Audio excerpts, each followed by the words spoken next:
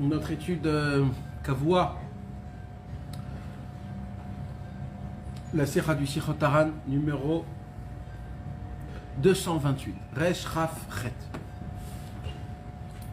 Et Baruch Hashem, donc ça fait déjà la semaine dernière, on a commencé un nouveau chapitre, le chapitre de Hitbodedut, et on va continuer à enchaîner sur Hitbodedut.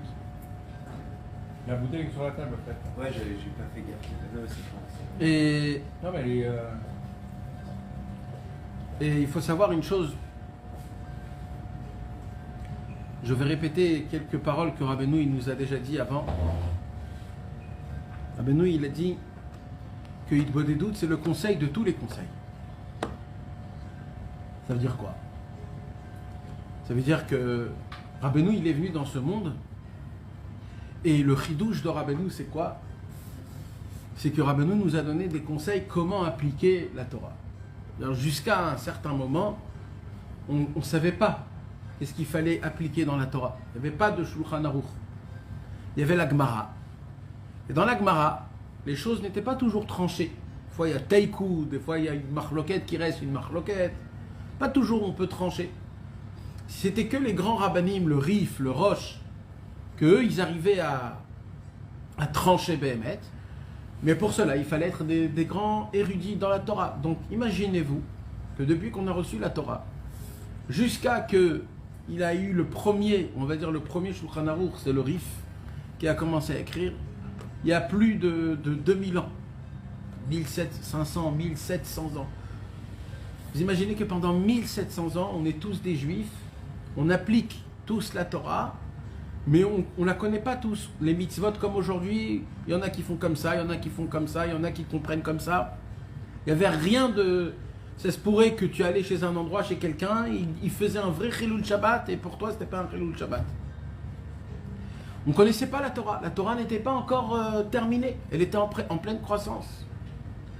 Après, il y a eu les Mishnayot, après, il y a eu la Gemara, après la Gemara, il y a eu les Rishonim. Les Rishonim, ils se sont travaillés pendant des centaines d'années, des tzadikim, tous les Rishonim en train de se travailler pour essayer de faire sortir des halachot, pour essayer de faire sortir des points finaux, jusqu'à le dernier des Rishonim, Rabbi Yosef Karo. C'est pour ça que c'est passé de Rishonim à Acharonim. Et il a commencé à écrire donc le Shulchan Aruch, le premier livre pour tout le Ham Israël, pour les Sfaradim, pour les Ashkenazim, avec une possibilité de connaître toute la halachot qu'un homme il a besoin de connaître et de savoir après que toute la Torah a été mâchée et remâchée et digérée jusqu'à qu'ils ont arrivé à un point où ils ont eu la possibilité de pouvoir connaître c'est quoi les lois qu'Akadosh Baruch Hu nous a données. Donc, la question pendant des millénaires était dans le Ham Israël, la question était c'est quoi les halachot? C'est quoi la Torah? De la diluer jusqu'à arriver à appliquer.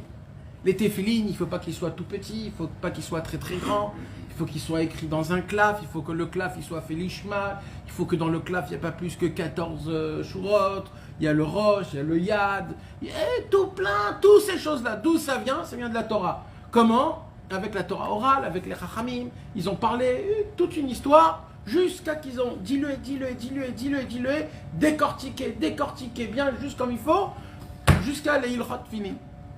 Donc, les tzadikim de toutes les générations d'à l'époque, tous les Tanaïm et les Amoraïm, ils se sont occupés à répondre à quelle question? C'est quoi la Torah?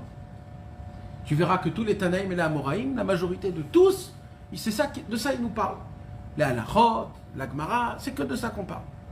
Mais maintenant que Baruch Hashem, sauf, ils ont trouvé, il y a eu le Shulchan Aruch, il a été écrit, les tzadikim, ils ont fait leur travail. Donc maintenant, ça y est, on sait c'est quoi la Torah. Ça y est, on connaît la halachot, on sait ce qui est interdit, ce qui est permis. En fin de compte, sauf, tout le Ham Israël fait plus ou moins toutes les halachot qui sont connues. Tout le monde connaît. Quand tu dis Ilchot Filin, tu sais, c'est le siman, la maîtrette, etc., etc. Mais vous savez ce qui s'est passé au moment où, en fin de compte, le Shulchan Aruch, il a été écrit et les poskim, ils se sont basés sur le Shulchan Aruch en disant que c'est ça le livre. Il y a eu une nouvelle question. Cette nouvelle question a été, maintenant, comment appliquer le Shulchan Aruch? Pourquoi? Parce que d'un coup, je vois que même le Shulchan Aruch le plus simple, même celui-là, c'est compliqué de l'appliquer. Donc, il y a des millénaires, la question était, c'est quoi la Torah? Et dès qu'on a connu c'est quoi la Torah, il y a une nouvelle question qui s'est proposée. Et la nouvelle question, c'est comment appliquer la Torah. Pas c'est quoi, mais comment. Le comment, c'est pourquoi? Parce qu'il y a plein d'halachot que c'est compliqué. Tu vois que tu n'arrives pas à le faire. Ilchot Kriyat Shema. Il y a écrit dans le Shulchan Aruch comment il faut faire le Kriyat Shema. Il faut le faire avec une peur, avec une crainte, en tremblant, en suant, en bégayant devant un Kadosh Baruch Hu quand tu dis Shema Israël, Hashem Elokeinu, Hashem Echad. C'est pas une chassidoute, mes amis, c'est pas de la chassidoute, c'est la halacha. Ça veut dire même un mec qui est pas très religieux, il doit le faire. C'est la halacha. La halacha, le Shulchan Aruch, c'est fait même pour les gens les plus moins religieux. C'est le livre, c'est le mode d'emploi. Et malheureusement, on n'arrive pas à l'appliquer. Il y a écrit des halachot dans l'étude de la Torah, il y a écrit des halachot dans comment il faut manger, combien de temps il faut travailler.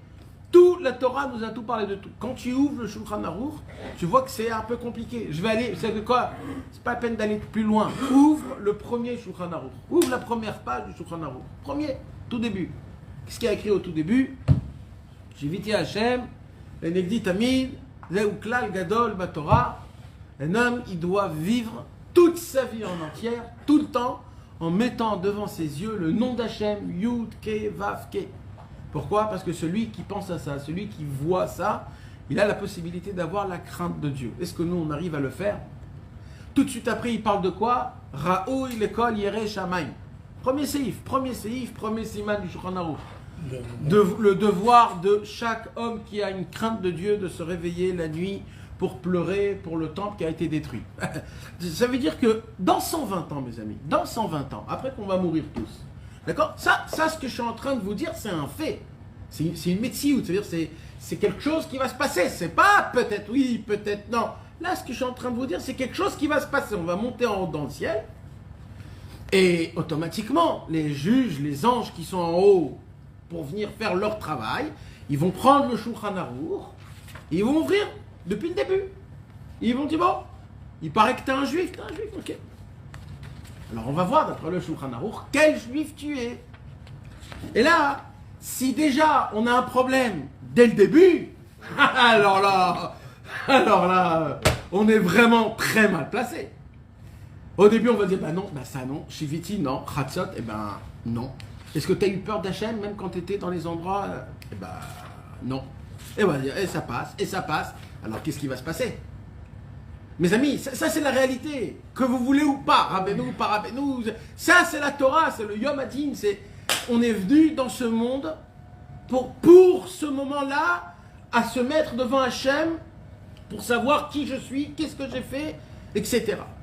Maintenant, vous savez, si aujourd'hui on est aujourd'hui en l'an 2020, là maintenant nous tous, si on est tous là, c'est on est revenu, pas qu'une seule fois, c'est qu'on est revenu en réincarnation au moins 50 fois, au moins.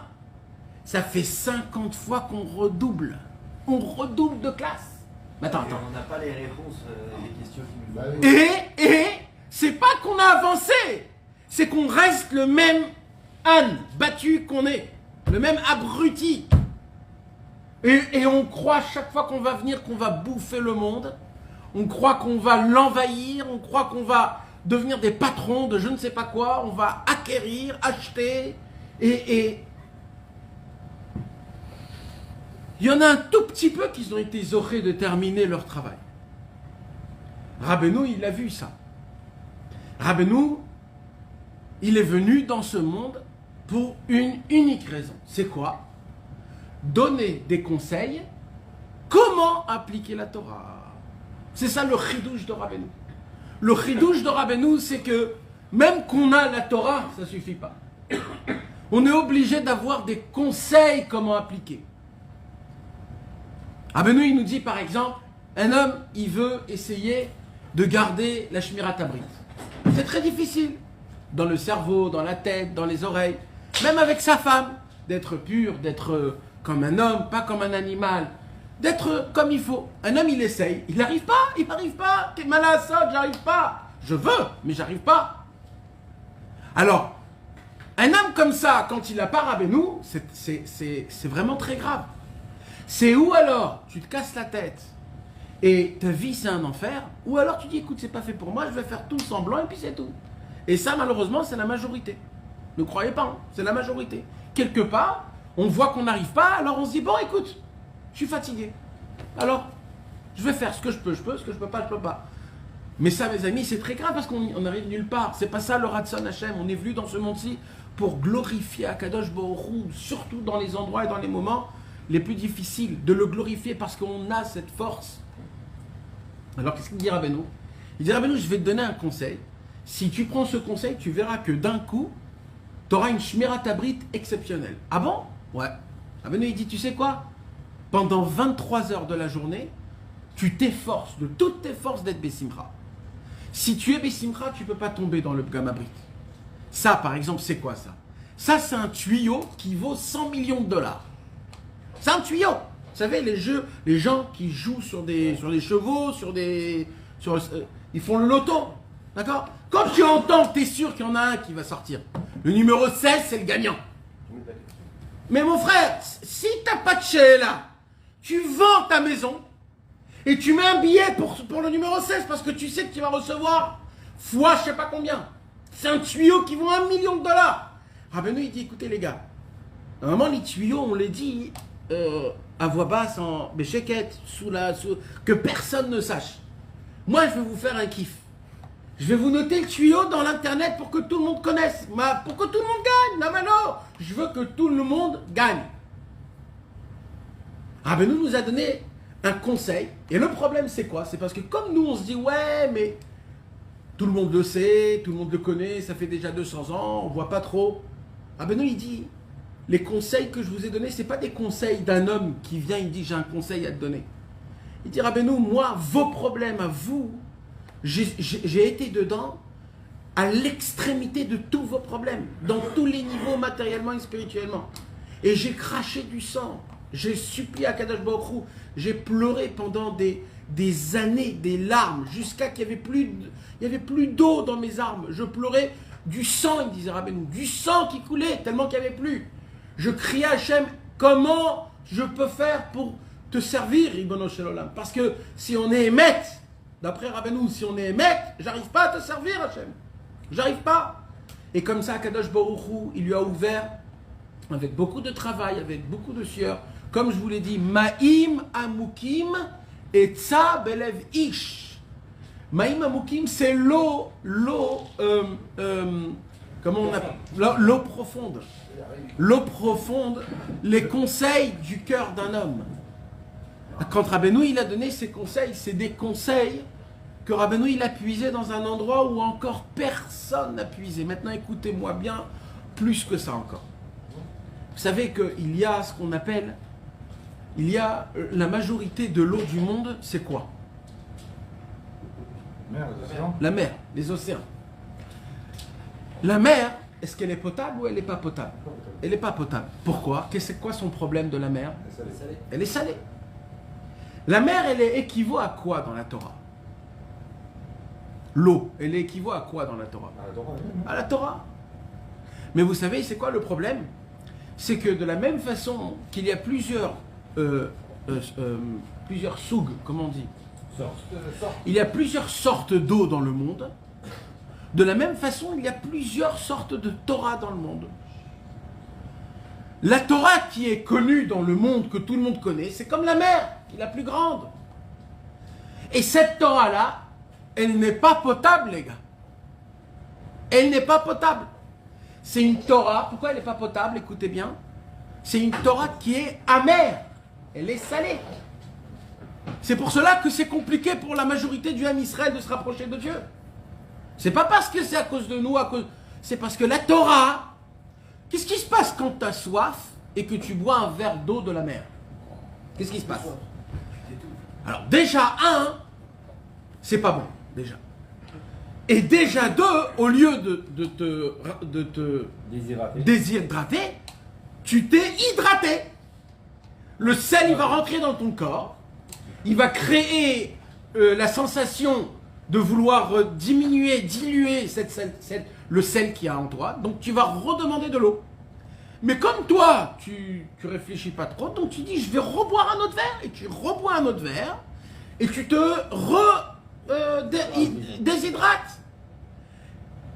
Il dit Rabbeinu Akadosh, Rabbi Nathan dans l'Ikuta Halachot, il dit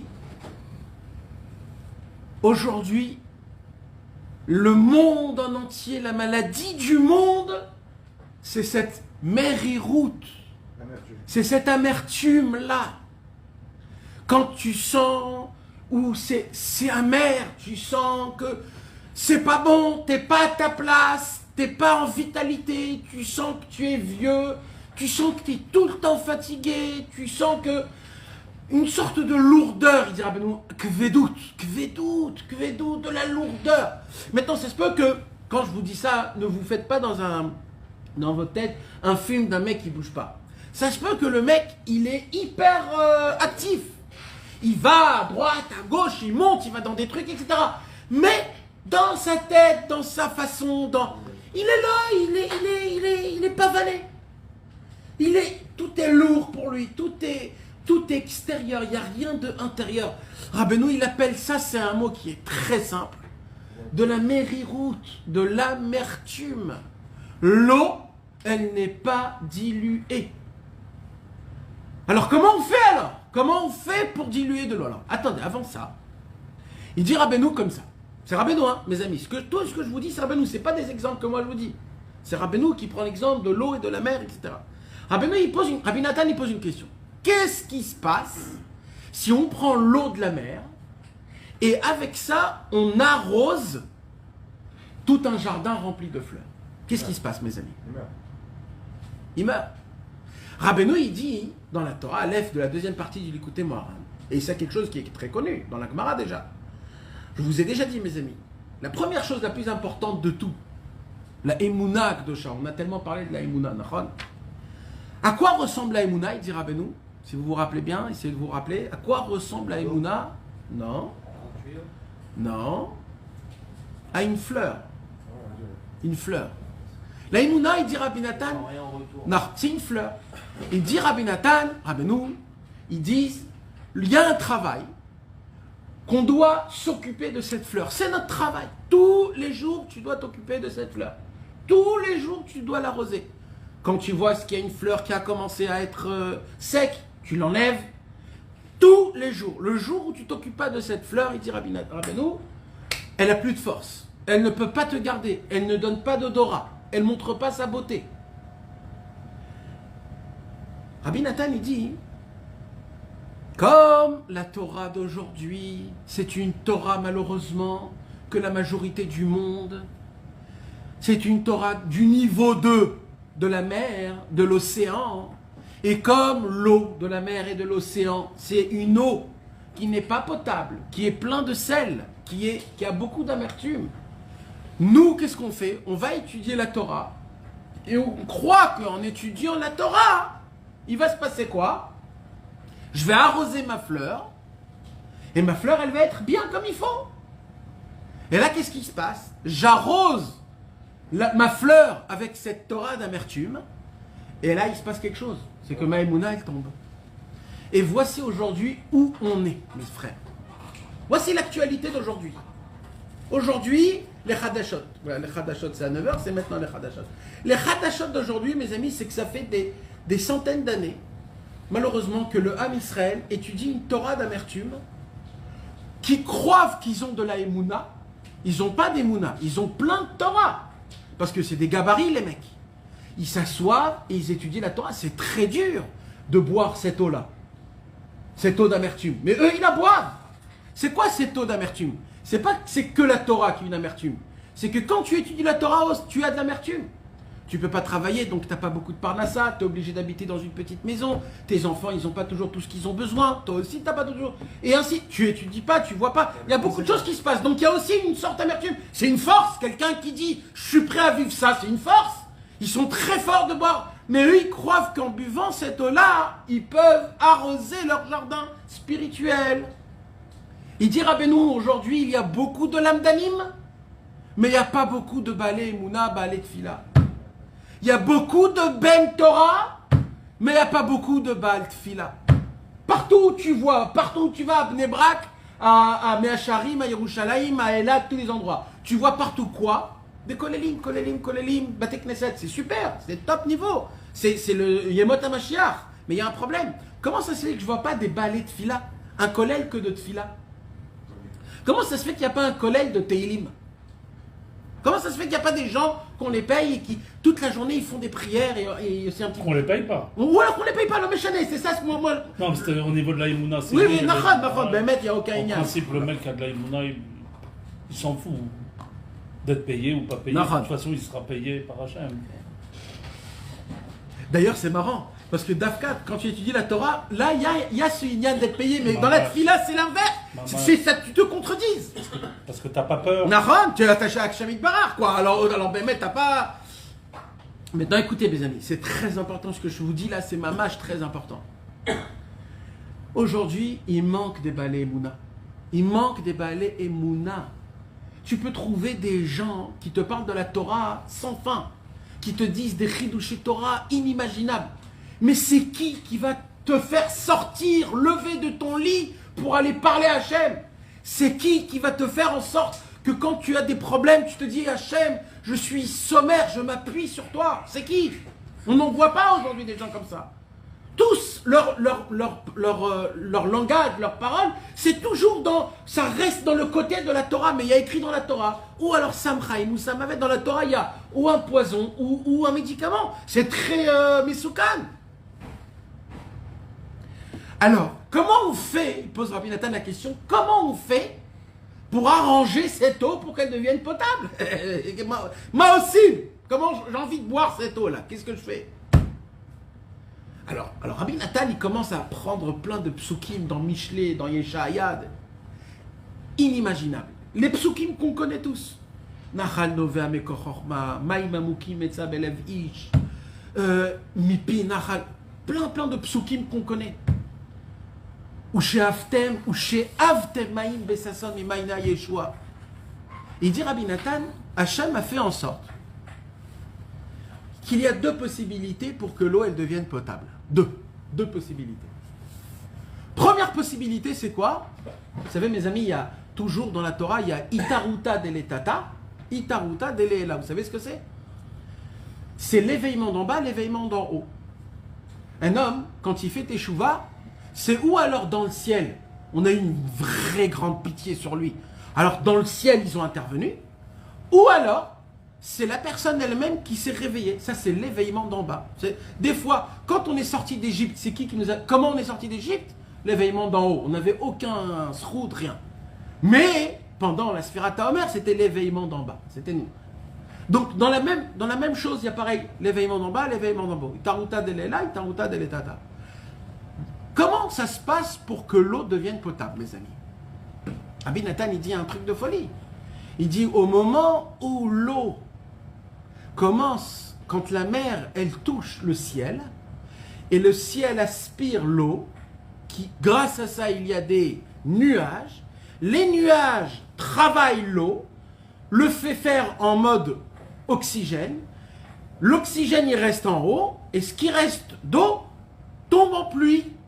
Quand la pluie, elle tombe, c'est potable, on peut le manger, on peut le boire, pardon. D'accord? Première chose. Deuxième chose, ça c'est le chemin facile. Ça c'est quand un homme... Hein? J'ai pas compris.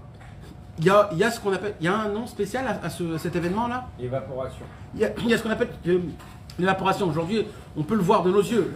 Ici, même à Natania, dans les grandes tours, quand tu es au fond, quand il y a des... Tu vois Mamache, quand c'est brumeux, où Mamache, le ciel, presque il descend, Kipchuto il descend, il aspire l'eau et il remonte en haut, ça s'évapore, il y a un travail qui se passe très très grand, et de ça il y a la pluie quand elle tombe. Ça c'est quoi? Ça c'est quand un homme, de lui-même, il veut se renforcer, il se prend en main, il se dit j'arrête tout, Ça, c'est le chemin, on va dire, derech hamelech. Ça, c'est le chemin, le top niveau du chemin. Ouais, ça, c'est Aïtaouta Deletata. Maintenant, ça, c'est un travail. C'est un travail où un homme, il se prend sur soi-même. On va dire que ça, c'est pas pour les balais tchouva, on va dire, c'est plutôt pour les gens religieux qui connaissent déjà la Torah, la Vodat Hashem, etc. et que ils se renforcent. Mais la majorité des personnes, c'est pas ce chemin-là. Alors, c'est quoi la majorité des personnes? Il dit Rabbi Nathan. C'est la deuxième possibilité, comment rendre l'eau potable. Comment on rend l'eau potable? Il dit Rabbi Nathan, eh ben c'est très simple. Quoi? On la filtre. Hein?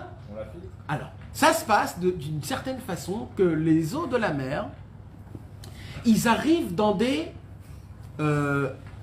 quand ça devient un petit... Un canal. Un canal. D'un canal, ça passe à un fleuve. Hein? Des ruisseaux. De ruisseaux à des fleuves. Qu'est-ce qui se passe dans ces endroits-là? Dans ces endroits, l'eau, elle va commencer d'abord à se frotter à la terre et à la pierre. La terre, elle va faire quoi? Elle va laver l'eau. La pierre, elle va faire quoi? Absorber le sel qu'il y a dedans. Parce que la pierre, c'est de la craie. Et comme la craie, elle ressemble au sel, alors ça se colle. Maintenant, imagine-toi combien de kilomètres, de milliers de kilomètres, cette eau, elle doit passer dans des... Mes amis, toutes les eaux qu'on boit, hein, toutes les eaux potables qu'on boit, ils ont fait des centaines de milliers de kilomètres pour qu'elles soient potables. Vous croyez à ça? C'est le émettre la mythos, ça, les gars.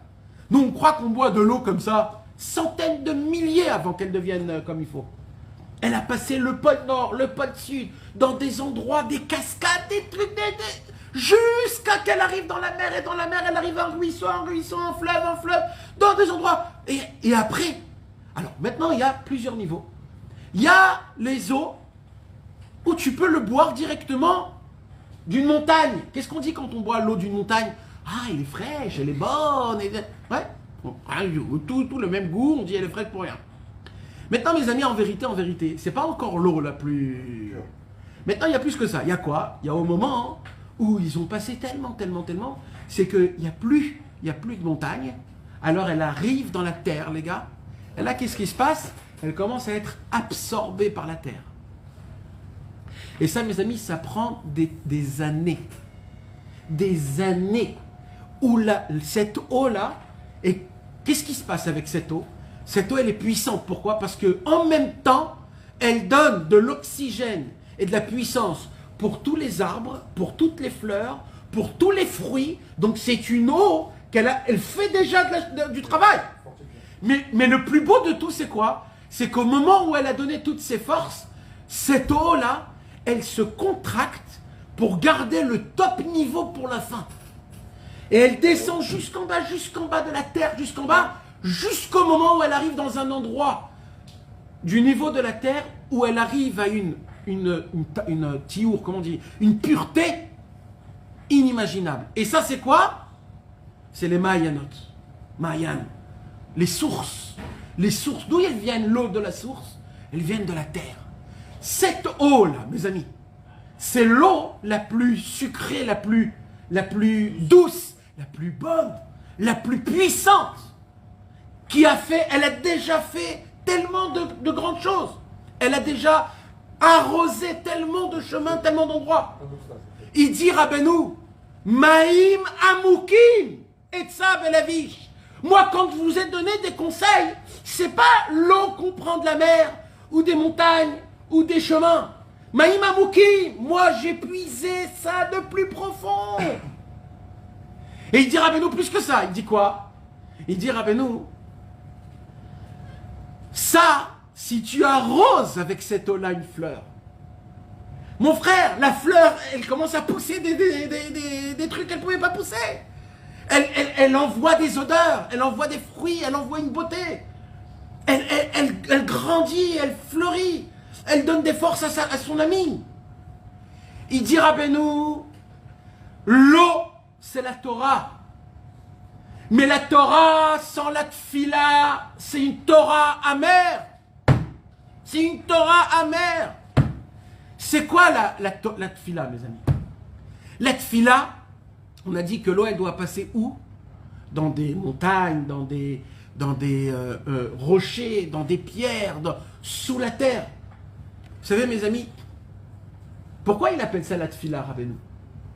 Parce que tu sais, la première chose, l'eau.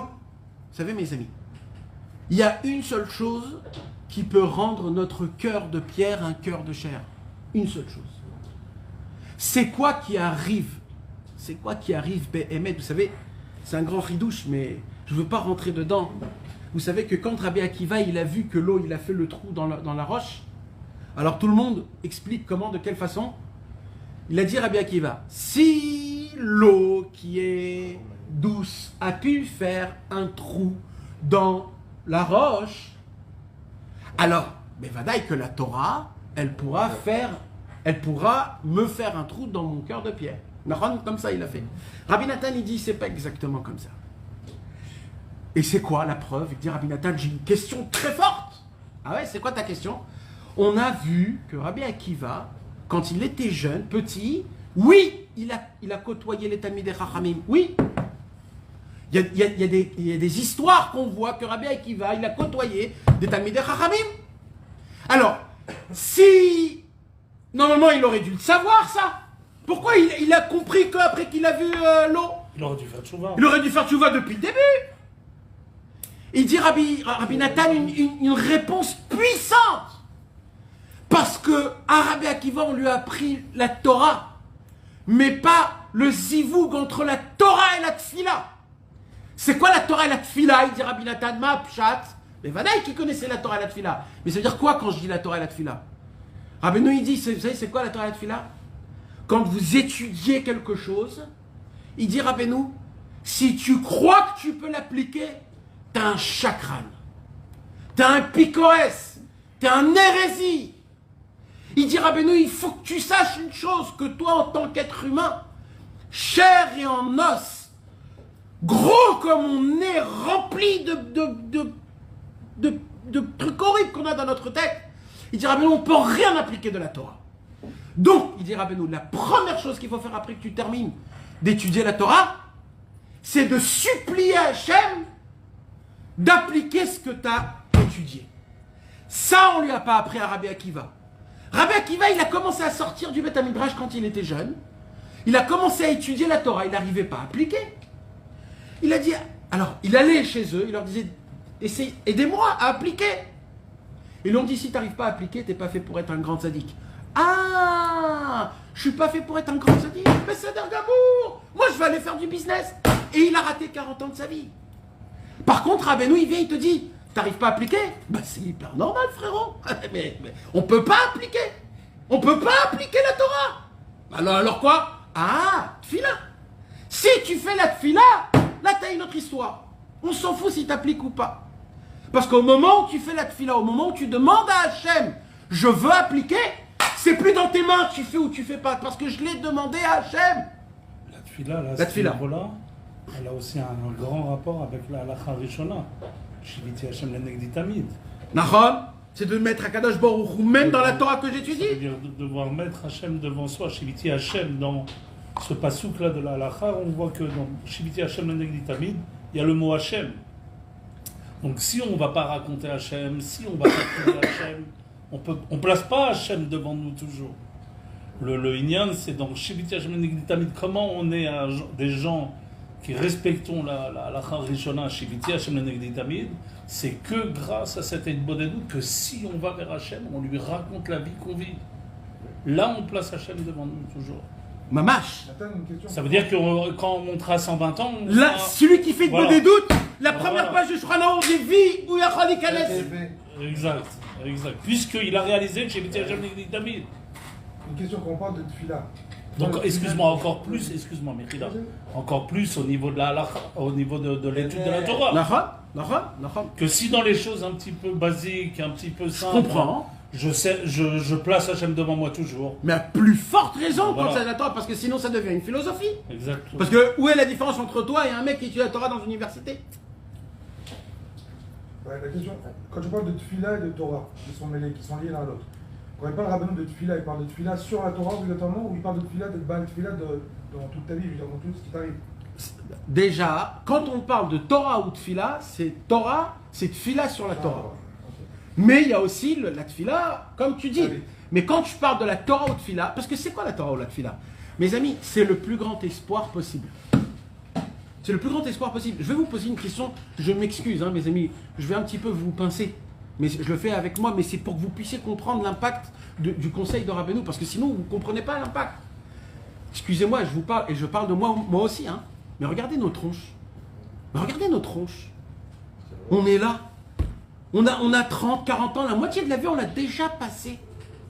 On croit qu'on a déjà kiffé tous les ta'avot, et en fait, on n'a pas du tout kiffé aucune ta'avot.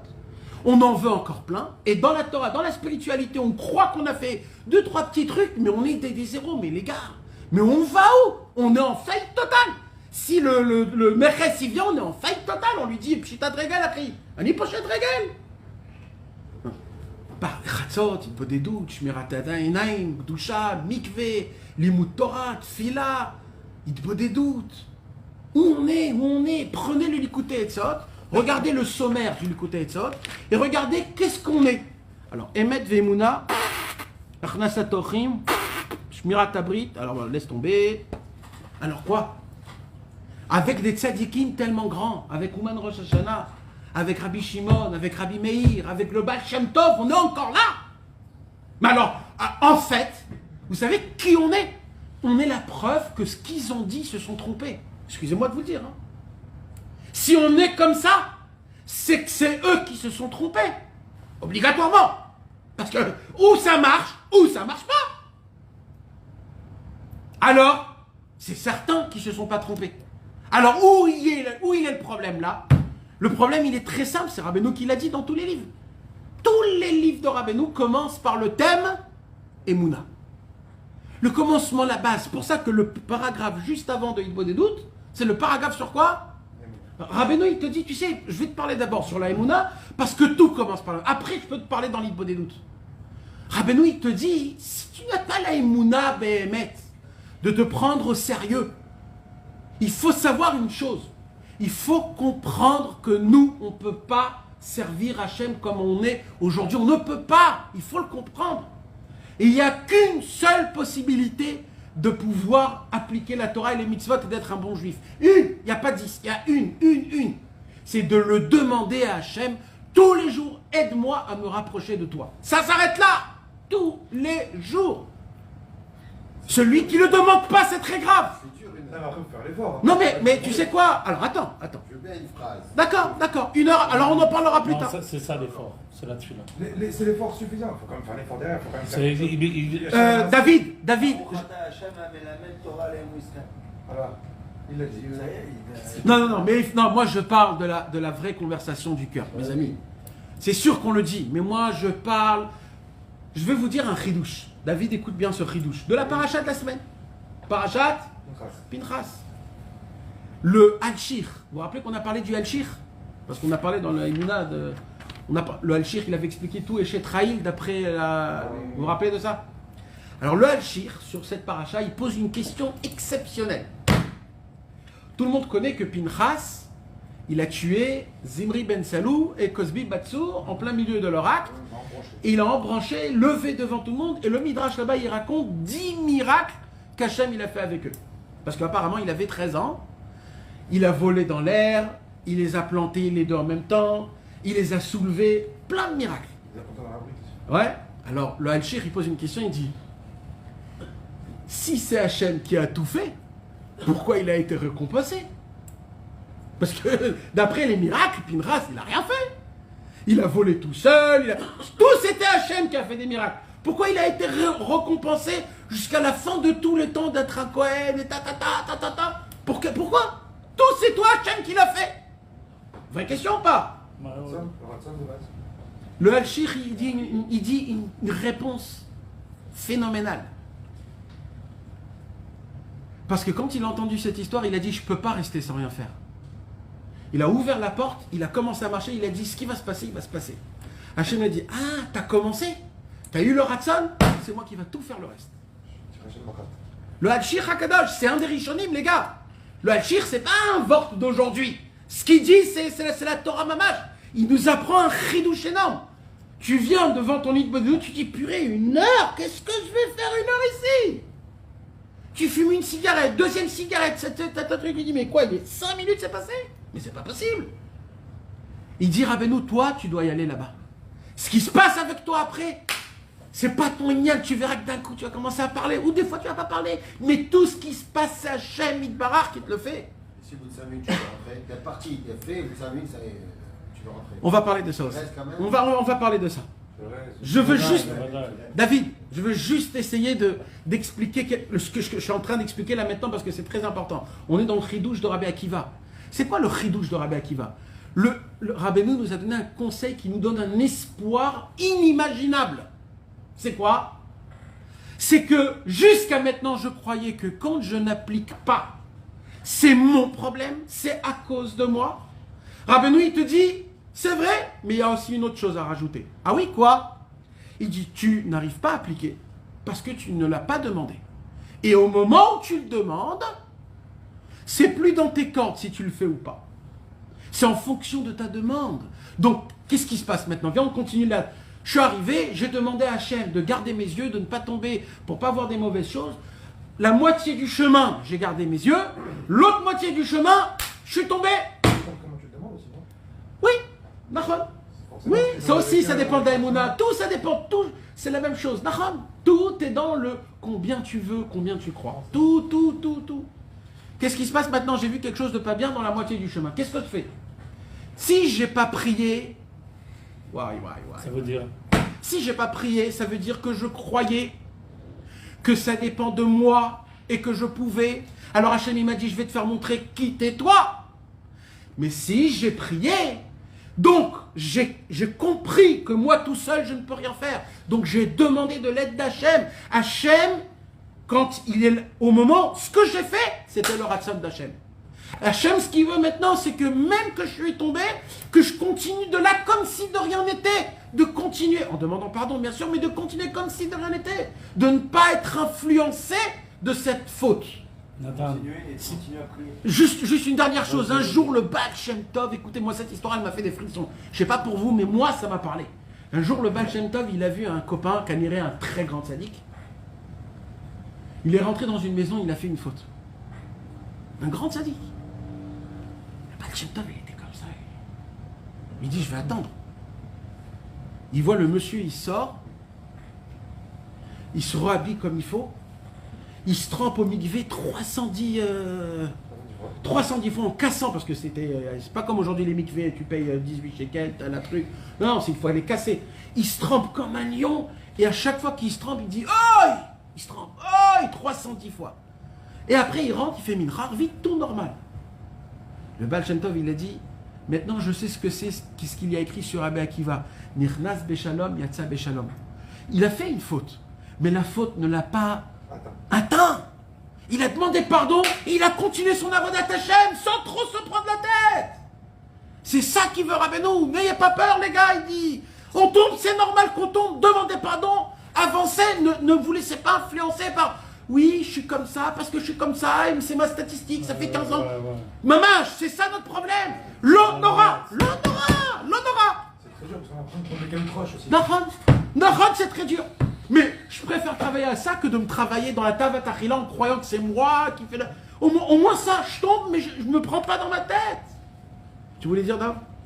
Je voulais dire que, ouais, quand sur les 100 km, les 150 premiers kilomètres, les 500 mètres que le mec il a été chômeur, et après qu'il est tombé, mais qu'il a prié. Ouais. Donc est-ce qu'après on devrait prier sur le fait de devoir comprendre un peu pourquoi je suis tombé?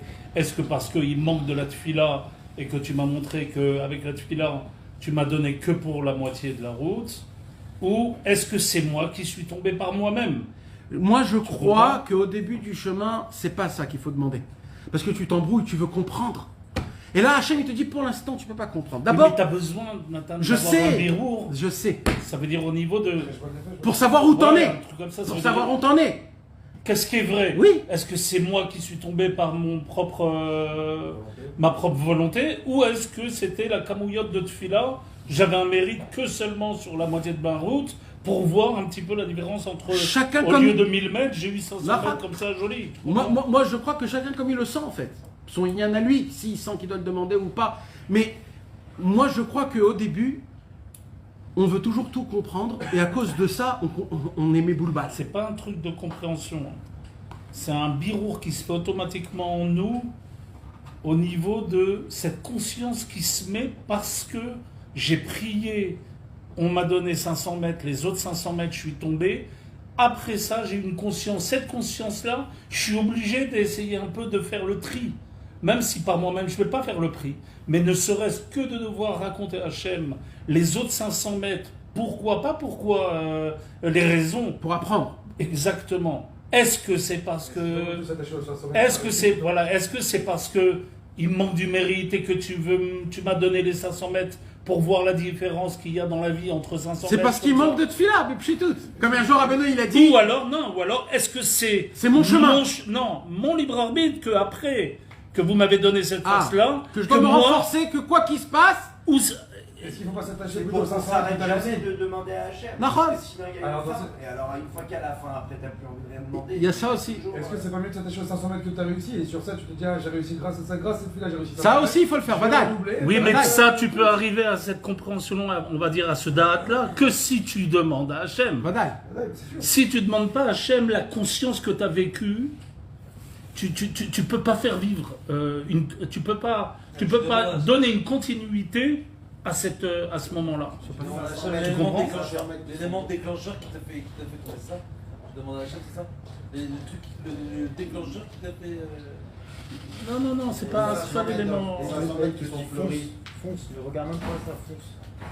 C'est ça, Ouais, faut pas s'arrêter. faut foncer, si tu regardes encore la faute, t'es foutu. En tout cas, mes amis, juste pour essayer de revenir au Inyan. Tu t'excuses et tu fonces. Tu sais pas toujours on a le cœur d'offre pour demander des fois ces choses-là, parce que des fois dans ta tête t'es tellement brisé que tu veux juste passer à autre chose. Tu veux pas rester là. Tu veux pas. Ça n'a jamais existé. Ouais, donc Béhémet, c'est chacun d'après comment il ressent, comme ça je crois, mais bon. Tu fonces. Maintenant écoutez mes amis, je suis encore en plein milieu du Inyan parce que j'arrive pas à le terminer, mais c'est bien. On a dit quoi? En fait, qu'est-ce qui s'est passé, mes amis? C'est quoi le conseil, Toda? C'est quoi le conseil de Rabbeinu? En fait, Rabbeinu, il te dit, il n'y a plus maintenant fautif, pas fautif, imbécile, pas imbécile. Mais jusqu'à maintenant, tu croyais que c'était en fonction, t'as fait, t'as pas fait. Rabbeinu, il te dit, maintenant, c'est autre chose. T'as prié, t'as pas prié. Donc, Rabbeinu, en nous donnant le conseil Torah Tfila, qu'est-ce qu'il nous a donné, Rabbeinu? L'espoir le plus grand au monde, en nous disant, tout dépend de la tfila. Il vient Rabbi Nathan, il dit, donc maintenant, la tfila, des doutes, c'est le conseil de tous les conseils. Pourquoi? Parce que même si Rabbeinu il vient, il te dit, la simcha, c'est une ségoula pour être shmirat abrit. On a étudié ça par exemple. C'est un conseil, un tuyau d'$1 million. Il dit, Rabbeinu, je vais te dire un petit secret. Et il y a une condition. Ah ouais, c'est quoi? C'est qu'avant que tu le fasses, il faut que tu le pries. Hachem Itbarach, aide-moi s'il te plaît à être Bessimcha, parce que j'ai appris que quand un homme il est Bessimcha, c'est Hachem lui-même qui le garde le brit, et moi je ne veux pas tomber dans le brit. S'il te plaît Hachem, aujourd'hui je veux être Bessimcha, surtout dans des moments où c'est difficile. Au moment où tu lui as demandé, plus tu demandes, plus tu as de la volonté, plus tu continues, qu'est-ce qui se passe? On t'a une puissance que ben, mais tu es mécaïem la chose, tu appliques la chose. Je te coupe, je suis obligé. Par exemple, pour moi, dans le Shana, dernier. J'ai prié vraiment, bon, au prochain, j'ai vraiment prié beaucoup pour aller au Shana. Oui. Et bah, sauf que je vais pas être au Shana. Nachon. Et j'ai ressenti une petite retombée, tu vois. de ça. Nachon. C'est quoi la retombée que tu as ressentie? Essaye d'expliquer un peu plus. J'ai l'impression que ma musique prière, elle n'a pas marché. Elle n'a pas marché. Après, encore une fois, on a étudié que Hachem, il me doit rien. Moi, mon travail, c'est de prier. Et je me dois pas me casser la tête sur le résultat. Nachon. C'est quelque chose de spécial, là, que tu dis. Ouais, là tu as pris un Très sujet qui spécial, est un peu parce que spécial. t'es pas le seul. Mais ça fait rien, ça Ouais. fait rien. Vas-y, C'est ça continue. aussi que je me dis. Il y a des milliers de juifs qui ont des heures, des heures. Nachon. Pour Ouais, aller au ouais. Shana. Nachon. Et ça c'est resté fermé. Nachon. Moi, personnellement, ça m'a fait un vrai gamme. Alors maintenant, je vais essayer de creuser un petit peu, d'accord? Ouais. On va essayer de creuser. Pourquoi tu voulais y aller à Ouman à Rosh Hashanah? que pour moi, Rosh Hashanah, c'est que là-bas, c'est la période du tzaddik. Parce que Ouman, pour toi, c'est que là-bas. Alors, il y a plusieurs choses. Il y a la première chose pour ce que. C'est parce que Rabbeinu, il l'a dit, hein. Non, mais c'est Emet, au moins c'est Emet. Khazak. Il y a plusieurs choses. Rabbeinu, il a dit. C'est pour Non, le- mais toi. Ben, Emet, toi. Moi, j'ai deux choses. Là, j'ai deux points essentiels. Le premier point, c'est que je sais que ça se passe, voilà, c'est le jugement, c'est parce que mon avocat. Rabbeinu m'a dit, il faut être à côté de lui, à côté de l'avocat, être proche du tzaddik. Premier point, c'est ça. Et deuxième point pour moi aussi, passer des vraies fêtes où je me sens joyeux, les amis, les machins, Voilà. le vrai kiff, quoi, le vrai kiff. Alors, Et que là-bas, voilà, avec de l'amour, avec Alors, c'est Gan Eden, c'est maintenant, Gan Eden, là-bas. moi je suis rien du tout, hein. Je suis juste ton ami qui te donne une petite parole sympathique, d'accord? Quand un homme il prie comme ça et qu'il veut y aller et qu'il ne va pas, il faut se poser une question en se disant, hein, peut-être que Rabbeinu il veut une nouvelle Yitrachut, Rabbeinu il veut que je me remets en question sur mon voyage, peut-être mon voyage était devenu un peu monotone, et que les raisons dans lesquelles, ou Béhémet, il faut que je voyage, je ne les ai pas atteintes encore, ces choses-là.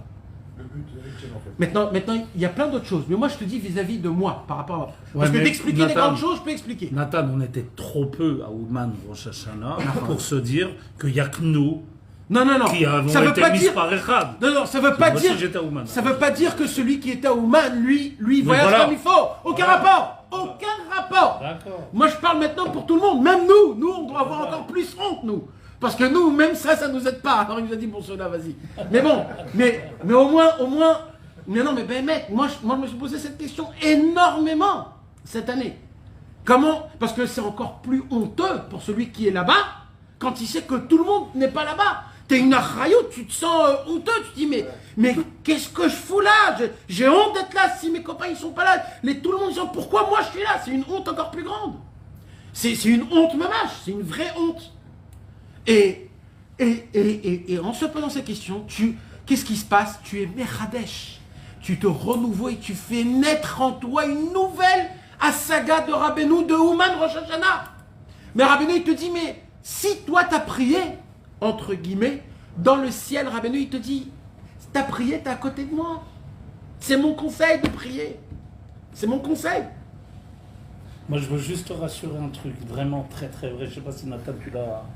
Je peux vous dire à ceux qui n'ont pas été à Ouman sur Rosh Hashanah là, je vous le promets, qu'on avait la Emouna, moi personnellement j'avais la Emouna que Rabbeinu, il était à un niveau de pourcentage à Ouman, là où il était enfoui dans son kever, à un pourcentage de nombre de gens qui étaient à Ouman. Ça veut dire très très peu de pourcentage, on a ressenti le Ouman Rosh Hashanah à Ouman. Mamash, peut-être parce que aussi il y avait un peu un manque de camouillotte, un manque de nombre de personnes, mais moi, comme ça, j'ai ressenti que Rabbeinu Kadosh, il était plus chez les gens qui n'étaient pas Ouman que à Ouman personnellement.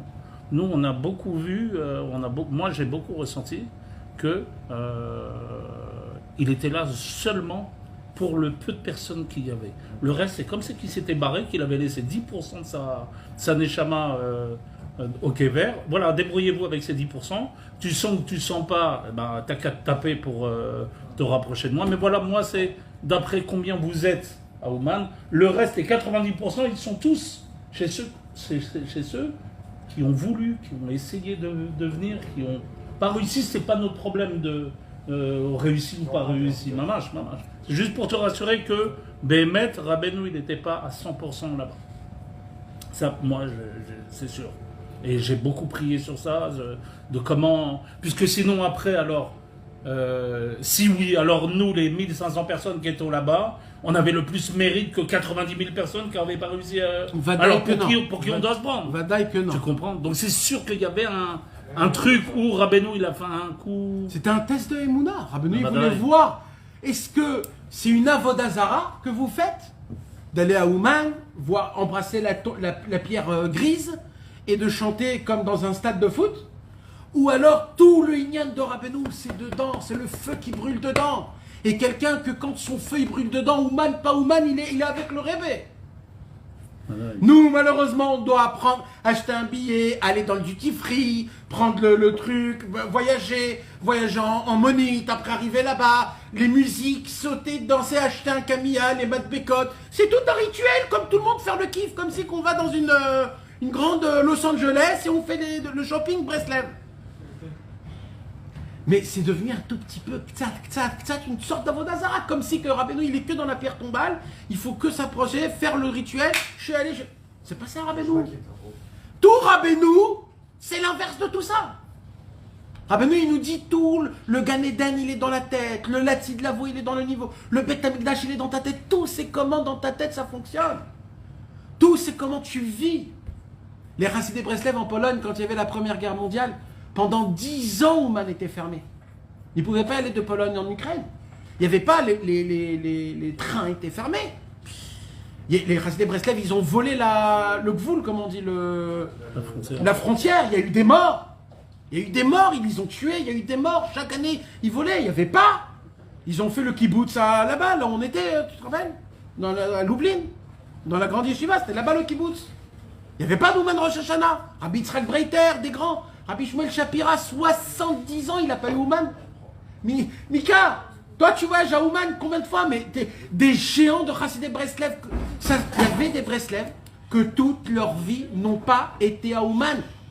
80 années d'Avodat Hashem, jamais ils étaient à Ouman. Il y avait plein de Chassidé Breslev. Ouman s'est ouvert qu'à peine il y a 89. Alors maintenant, nous on voyage 4 fois, 5 fois par an. Je ne suis pas été à Ouman Rosh Hashanah, je vais te donner une baffe pour que tu comprennes c'est quoi Bichlal de voyager à Ouman Rosh Hashanah. Rabbi Nathan, il a dit une fois tu viens à Ouman, ça vaut la peine de revenir en réincarnation. Une fois dans ta vie. Tu sais combien t'es riche? Tu sais combien t'es riche? C'est parce qu'on voyage chez le Rébé et on ne comprend pas combien c'est puissant. C'est ça notre problème. Alors comment on fait pour pas que ce soit un gain dans la Emouna du coup? C'est ça ma question. C'est que quand on attend plus Voilà. Alors on arrive à ça. Ça c'est la Emouna. La Emouna, c'est la Torah, c'est la Tfila, c'est ça.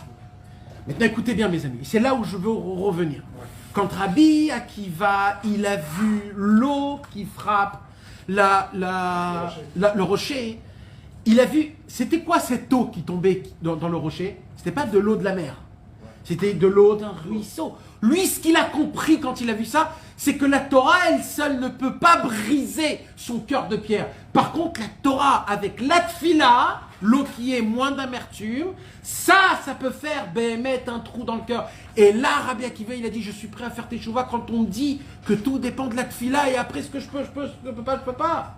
C'est comme ça qu'il a fait teshuva. À ce moment-là où il a vu l'eau tomber sur la pierre, est-ce qu'il a fait un rapprochement avec ses 40 années avant qu'il n'a pas... Mais Vadaï, c'était une réponse qu'il a eue de toute sa vie. Pourquoi j'étais pas... C'est un gamard, c'est une nouvelle vie, tout a changé. Il a dit, mais là je comprends. C'est pour cela, il dit Rabbi Nathan, maintenant je reviens dans l'écoute à la route. C'est pour cela, il dit Rabbi Nathan, que l'eau de la mer, quand elle passe où? Sous terre et dans les rochers. C'est quoi sous terre et les rochers? C'est quoi? Il dit Rabbi Nathan, c'est ton cœur de pierre. Quand cette eau-là, tu prends la Torah et tu la dilues avec tes mots, qu'est-ce qui se passe? Cette eau d'amertume, elle se dilue à travers tes paroles. Je veux faire Shiviti Hashem Enitami, je veux faire Chatzot. Qu'est-ce qui se passe? Plus tu pries, plus cette Torah d'amertume devient douce. Elle devient bonne. Il dit Rabbeinu, mais ça, pas tout le monde peut le faire. Alors quoi? Alors il dit Rabbeinu, je vais vous faire tout le travail. Puisqu'en réalité, excuse-moi, puisque l'eau douce, c'est les conseils du tzaddik, et le plus gros conseil du tzaddik, c'est la tfila. La tfila, c'est le conseil de tous les conseils. Voilà. Ça veut dire que c'est elle qui maintient. Donc, et ça, c'est l'eau la plus douce et la plus bonne. Là, tout est matok, tout est bien. Là, regardez Rabbi Israël, rentrez chez vous à la maison, mettez sur YouTube Rabbi Israël. Regardez sa figure. Sa figure, c'est le fruit de qu'est-ce que ça fait une fila. Regardez comment Rabbi Israël il raconte comment son fils est mort. Vous allez voir Rabbi Israël qu'il a des larmes qui sortent de ses yeux, mais un sourire d'une oreille à une oreille.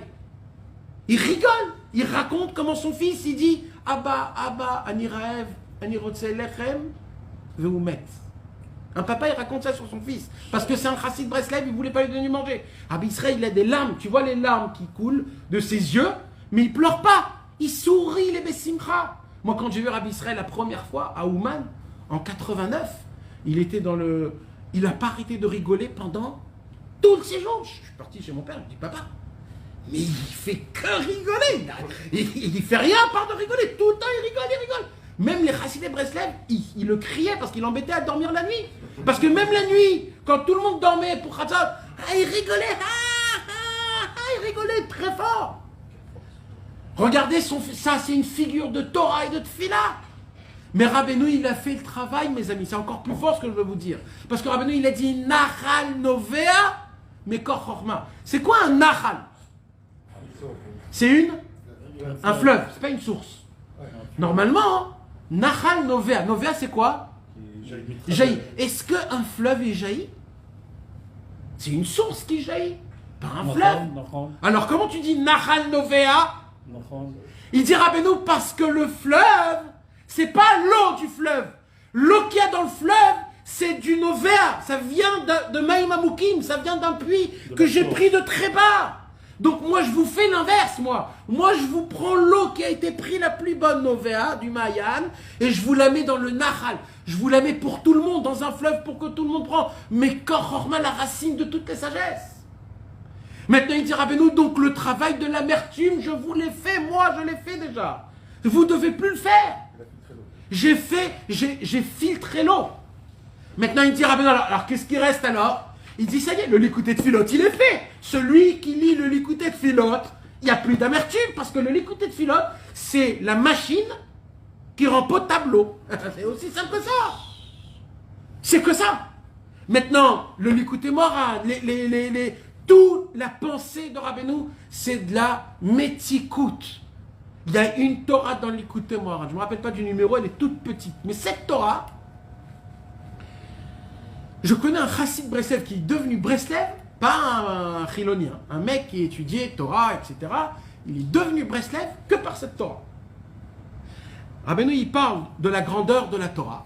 Vous savez que les Litaïm, les Lituaniens, ceux qui étudient la Gemara toute la journée, etc., ils sont, eux, tout leur inyan à eux, c'est la Torah. Donc eux, ils connaissent tous les mots, tous les itraskout sur la Torah. Et il a lu une Torah de Rabbeinu sur la Torah, sur la grandeur de la Torah. Et à la fin, comment Rabbeinu il termine la Torah? Je ne sais pas comment un homme il peut vivre après qu'il a goûté le goût de la Torah. Je ne sais pas comment un homme il peut vivre dans ce monde-ci après qu'on goûte le goût de la Torah. On est obligé de mourir.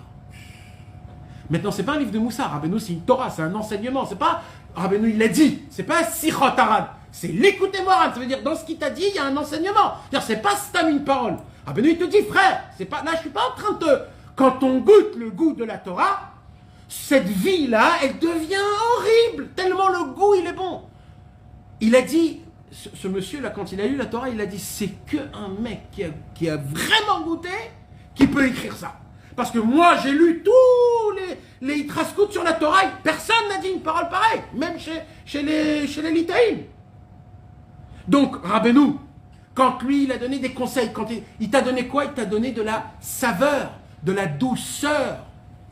Pourquoi il faut être Bessimcha? Parce que tout est top, Azamra, tout est top, n'aie pas peur. Tous les messages de Rabbeinu, c'est l'inverse de l'amertume. Quand tu es dans l'amertume, Rabbeinu, il te dit, tu te trompes. Va tout de suite dans la Simcha. Tout le Inyan, c'est que la Tfila. Et Rabbi Israël a dit une parole encore plus grande, ce que les autres racistes de Breslev ne disent pas. Rabbi Israël, il dit, si tu n'arrives pas à faire une bonne des doutes, alors prends le Likutei Tfilot dans la forêt. Parce que le Likutei Tfilot, c'est l'Itbo des doutes de Rabbi Nathan. Alors au moins, fais l'Itbo des doutes de Rabbi Nathan. Ça ne veut pas dire que c'est maintenant ça que vous allez faire. C'est une parole. C'est juste pour que vous puissiez comprendre le Inyan. Ça veut dire, le travail, il a été déjà fait. C'est terminé, il est mâché, le travail. Tu ne peux pas dire, je ne peux pas. Tu n'arrives pas, fais du Likutei Tfilot. Prends du Teilim. Ou alors de l'endroit où la personne elle se trouve dans les beaux des doutes, si elle ne peut pas, ou elle ne peut pas parler, ou elle ne peut pas. D'en faire, l'endroit de ça, où on se trouve, une conversation. D'en faire une fila. J'ai pas de mots. Maintenant. Je veux pas. Comment faire pour vous parler, etc. Maintenant. Donc, tu fais une fila de l'endroit où tu te trouves, spirituellement. Je suis obligé de vous dire quelque chose d'autre de très important, mes amis. C'est pour toi, David. Oui, spécial. Non, et même pour toi. Et même pour toi. Et même pour vous tous, chacun. Il y a la fameuse question. C'est quoi la fameuse question? Après 5 minutes, je ne sais plus quoi dire. Alors, déjà, il faut savoir une chose. Il y a 2 simanim dans Ishtaprut Nefesh, Tzadik Dalet. Si vous voulez, regardez là-bas. Rabbeinu, il dit comme ça.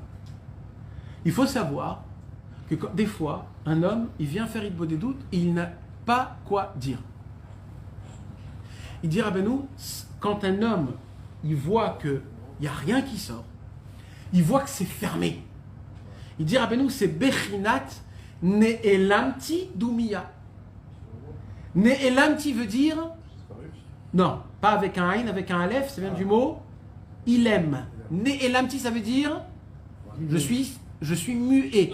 Doumiya, ça veut dire quoi? Dom, Le silence. c'est le silence. Ne'elamti Doumiya. Rabbeinu, il dit, c'est quoi la différence entre un homme et un animal? Parole.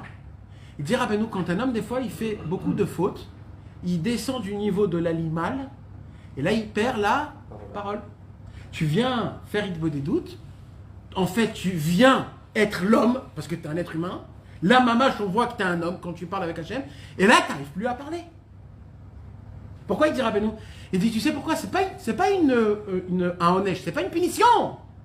Il dit, toi, tu dois juste faire une seule chose. Quoi? Baisser la tête, comprendre que tu es du niveau d'un animal, avoir honte, et c'est tout. Et rester là-bas en te disant dans la tête, aïe, aïe, aïe, aïe, aïe, je suis descendu d'un niveau d'une vache. Encore plus, même, parce que Dom, c'est pas les mêmes que domaine. Oui, Il faut être du niveau de la exactement, pierre. exactement, comme il dit, Nachal Mefourash, Dom, c'est comme rien. D'ailleurs, il fallait dans une forêt pour ressentir, je fais partie du neuf là, je suis vraiment une pierre comme toutes les autres pierres. Exactement. Et il dit Rabbi Nathan, quand un homme il fait ça, ça c'est toute sa tchouva, il dit. C'est ça la tchouva, c'est la Torah Vav, le Likut al-Rod sur Torah Vav. Idom Vishtok, il dit. C'est le Idom Vishtok de Hashem Itbarach. Il dit Rabbeinu, quand tu comprends que tu es du niveau d'un animal, Rabbeinu, il te fait monter, tu deviens, quand tu dis Dom, il rajoute le Aleph, ça devient Adam. De Dom à Aleph. C'est quoi le Aleph? C'est Ishma Bizyono Idom Vishtok. Quand de Dom, tu passes à Adam. Quand tu comprends que j'ai fauté, donc je suis devenu comme un animal, j'ai l'impression de parler. Ça, c'est un point. Oui. Mais il y a un deuxième point. Et là, c'est le point vraiment important, mes amis. Écoutez comment c'est important. Et je veux vous renforcer sur ce point-là parce qu'il faut qu'on se renforce sur ce point-là. Mes amis, je vais vous dire quelque chose. Même un monsieur, que ça fait 20 ans, 30 ans ou 40 ans, qui fait Hitbo des doutes, jamais un monsieur va te dire « Ah, moi ça y est, je suis habitué dans mon Hitbo des doutes, je parle couramment avec Akadosh Baruch Hu, je lui fais des drachot de 2h30, je lui raconte toute ma vie. » Mes amis, même un mec de 30 ans d'Hitbo des doutes, chaque fois qu'il vient faire Hitbo des doutes, c'est une nouvelle histoire. Tu peux arriver après tant de temps d'Hitbo des doutes et là, il de faire... Il ne se passe rien. Tu peux regarder ta montre 50 fois dans l'heure. 50 fois, toutes les minutes tu regardes. Après 30 ans d'Avodat Hashem et de Hitbo des doutes, hein. Il n'y a pas de... Parce que... Et tu sais quoi? C'est ça la plus grande beauté de l'Hitbo des doutes. C'est ça. Pas Shacharit Mincha Arvit où tu connais toute la prière par cœur, tu viens... La plus grande beauté d'Hitbo des doutes, c'est que Hitbo des doutes reste toujours TV, comme on dit. Naturel, même après 30 ans. Alors au lieu de me dire, je sais pas quoi dire, c'est ça la plus grande beauté. Si tu sais pas quoi dire, c'est ce que t'es. Tu veux savoir ce que t'es? Eh ben tu t'assois devant Hachem, on te dit parle tout ce que tu veux pendant 1 heure et tu parles pas. Voilà, c'est le comment on dit, le résultat de ce que tu es. Tout le monde veut savoir qui on est, où on se trouve. On veut toujours savoir, je suis bien, je suis pas bien, je suis au milieu. Là, quand je m'aurais dit, ne parle pas, regarde. Or, à travers ce que tu vas me parler, ce que tu vas me demander, ce que tu vas faire pendant cette heure-là, c'est ce que t'es. C'est ça ta photo. Sois émette et reçois qui tu es. Mais il faut que vous sachiez, c'est ça la plus grande beauté. Tu peux pas mentir dans l'Hitbo des doutes. Dans la tfila, tu peux mentir. Dans la Torah, tu peux mentir. Dans la tzedaka, tu peux mentir. Dans tout, tu peux mentir. Dans l'Hitbo des doutes, tu es tout nu devant Hachem Itbarach. Tu peux pas faire de... Tu peux aussi jouer là-bas. Mais moins. Parce que des fois, on se joue chassid, alors on parle comme un chassid. Mais on a oublié qu'il y a 20 ans, on était à Belleville et qu'on était des mafiosos. Il faut parler avec Hachem comme tu es maintenant. Mais bon, ça c'est un autre rignan. Mais au moins, dans l'Idbo des doutes, frérot, c'est le Emet. Mais, écoutez bien ce que je vais vous dire. Tout le monde va vous le dire, et tous les chassidés de Breslev qui font Idbo des doutes, s'ils le font, ils vont vous dire un vrai conseil. Je vais vous dire ça aussi, c'est un vrai conseil, un vrai conseil. Béhémet, mes amis, vous savez la fameuse histoire de Rachel et de Léa. Rachel, elle devait se marier avec Yaakov. Yaakov, il a travaillé pendant 7 ans avec Lavan, parce qu'il voulait se marier avec Rachel. Rachel, c'est ma femme. Normalement, il devait avoir les 12 tribus avec Rachel. Et Léa devait se marier avec Esav, et c'est tout. C'est ça l'histoire normalement. Mais il y a eu un petit problème. C'est que Lavan, cet imbécile heureux, il a échangé les femmes. Il a échangé Rachel et Léa. Et il vient Yaakov Avinu. Il se marie avec qui? Avec Léa, sans savoir. La nuit, il est avec Léa en pensant que c'est Rachel. Et le matin qu'il se réveille, Veine, il est là. Aïe, aïe, aïe, aïe, Yaakov Avinu, il se réveille. Il va vite chez Lavan, tu m'as menti, t'es un menteur, ta, ta, ta, ta. Et là, Lavan, il commence à lui faire des... Rabbi Nathan, il dit, dans cette histoire, il y a les plus grands secrets du monde. Les plus grands. Il dit, Rabbi Nathan, je ne peux pas tout vous dévoiler, mais je vais vous dévoiler une petite miette, il dit Rabbi Nathan. Il dit, vous savez, c'est quoi Rachel et Léa? Rachel et Léa, c'est la Torah et la Tfila. Rachel et Léa, c'est la Torah et la Tfila. Léa, c'est la Torah. Et Rachel, c'est la Tfila. Pourquoi? Rachel, il y a écrit, pourquoi elle a été enterrée à Bethléem? Parce que quand on chas v'shalom, on va être expulsé, quand on va passer là-bas, il y a écrit que Rachel mevaka albanea. Rachel va se lever, elle va commencer à pleurer. Donc on voit mamash que tout le inyan de Rachel, c'était quoi? C'est de prier pour nous l'âme Israël. Plus que ça, il y a écrit que quand le temple il a été détruit, le prophète Jérémie, il est allé voir Avraham, Yitzhak, Yaakov, Moshe, Aaron, en lui disant à Hachem, allez, va voir Hachem, ils sont tous revenus. Et quand Rachel, elle a dit, moi je vais aller parler avec Hachem. Et Hachem, qu'est-ce qu'elle a dit, elle, Rachel? Elle vient devant Akadosh Baruch Hu et elle dit, Hachem, comment ça se fait que tu as détruit le temple?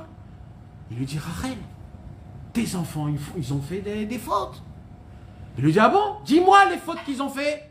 Il dit, bah, ils ont fait rentrer le Tselem, une Avodazara, dans le Kodesh HaKodashim, dans le Echal. Rachel lui dit, et alors? Et alors? Mais moi j'ai fait pire que ça, lui dit Rachel. Ah ouais, qu'est-ce que t'as fait, lui dit Hachem? Il lui dit, mais moi je devais me marier avec Yaakov, et c'est moi qui a fait rentrer Léa dans mon lit de Yaakov. Tu connais quelqu'un qui a fait la même chose? Toi aussi, le Kodesh HaKodashim, c'est ta maison, c'est ton lit. Moi aussi, je me suis tué, j'ai rien fait.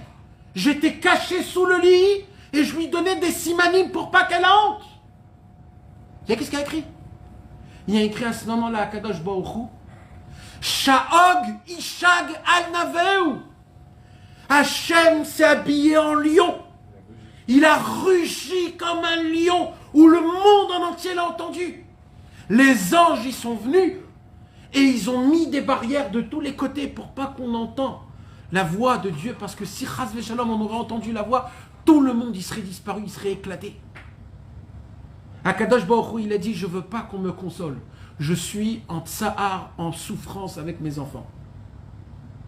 C'est qui a fait tout ça? C'est Rachel. Donc Rachel, c'est quoi? C'est la racine de la prière. Par contre, Léa, elle a eu qui? Reuven, Shimon, Lévi, Yehuda, c'est eux qui ont donné la Torah. Yehuda, Lévi. Donc, Léa, Torah, Rachel, Tfila. Il dit Rabbeinu Akadosh. Yaakov Avinu, c'est quoi? Il dit Rabbeinu. On a dit que Yaakov, il s'appelle Israël. Donc Yaakov, c'est mamash tout le Ham Israël. Alors il dit comme ça. Yaakov Avinu, c'est nous tous. Yaakov Avinu, il vient et il se marie avec qui? Avec Léa. Parce que Yaakov Avinu, il croit, il dit Rabbi Nathan, ça veut dire, Yaakov Avinu, ça veut dire la Knesset Israël. Il croit que l'essentiel travail et tout le tikkun, il est avec qui? Avec Léa, c'est-à-dire avec la Torah. Mais en vérité, il se passe quoi? C'est Rachel, la Tfila, qui est sous le lit, qui donne des simanim à Léa. Ça veut dire quoi? Il dit Rabbi Nathan un enseignement très fort. C'est quoi la vraie tfila quand la Torah, elle donne des simanim à la tfila? Non, quand la tfila, elle donne des... Quand la tfila, elle donne des simanim. Non, aussi la Torah. La tfila, elle donne des simanim à la Torah. C'est-à-dire, il dit Rabbi Nathan, ça veut dire quoi? Il dit Rabbi Nathan, c'est tout le inyan qu'on explique que ce qu'il a dit un jour à Benoît. Tfila, Torah, tfila. Le monde, il doit être en fonction de ça. C'est-à-dire quoi? Quand un homme, il n'étudie pas la Torah, mes amis, il n'arrive pas à faire Hitbo des doutes. Voilà, je vous le dis. C'est comme ça. L'un dépend de l'autre. Quand un homme n'étudie pas, il ne peut pas faire Hitbo des doutes. Pourquoi? Je vais vous expliquer. Tu vas maintenant ce soir faire Hitbo des doutes. Tu vas parler... Par exemple, avec les... Avec les rachats, je reviens juste pour... Maintenant, qu'est-ce qui se passe? Tu vas aller dans l'Hitbo des doutes et pendant une demi-heure, tu vas parler. Tu vas parler. Après une demi-heure, il se passe un truc. Pourquoi? Pourquoi tu n'arrives pas à converser? C'est parce qu'en vérité, tu n'es pas contrarié. Il n'y a pas quelque chose qui te contrarie. Tu es bien. Maintenant, si Chas V'Shalom, tu aurais un problème, ton heure, elle serait passée très vite parce que tu as un problème. Tu as envie de le... Ah ben il te dit, au lieu que tu as des problèmes, quand tu étudies une Torah, par exemple, tu étudies la Torah numéro... Voilà, la Torah qu'on a fait aujourd'hui ou la Torah d'un Likutei Moharan. Tu apprends que quand un homme, il est Bessimcha toute la journée, grâce à ça, il arrive à être Shomer le Brit. Il dit, Rabbeinu, quand tu viens faire Hitbo des doutes avec ça dans ta tête, il dit, Rabbeinu, maintenant, la Torah que tu as étudiée devient un sujet important pour toi. Parce que tu as appris un nouveau conseil. Alors maintenant, tu dois apprendre. Tu dis, Ribono Shalom, déjà, fais-moi comprendre que c'est très important ce qui a été écrit. Et que ce n'est pas juste un petit conseil. Deuxièmement, fais-moi imprégner dans ma tête que c'est ça, ma Yeshua. Troisièmement, dévoile-moi c'est quoi la Simcha, c'est quoi la Gdushat Abrit. Après, comment je puis être Bessimcha pendant 23 heures? Fais-moi la volonté de prier pour ça. Et là, tu commences à avoir toute une conversation. C'est pour ça, mes amis, je vous ai dit, de mardi en mardi, on a un enseignement.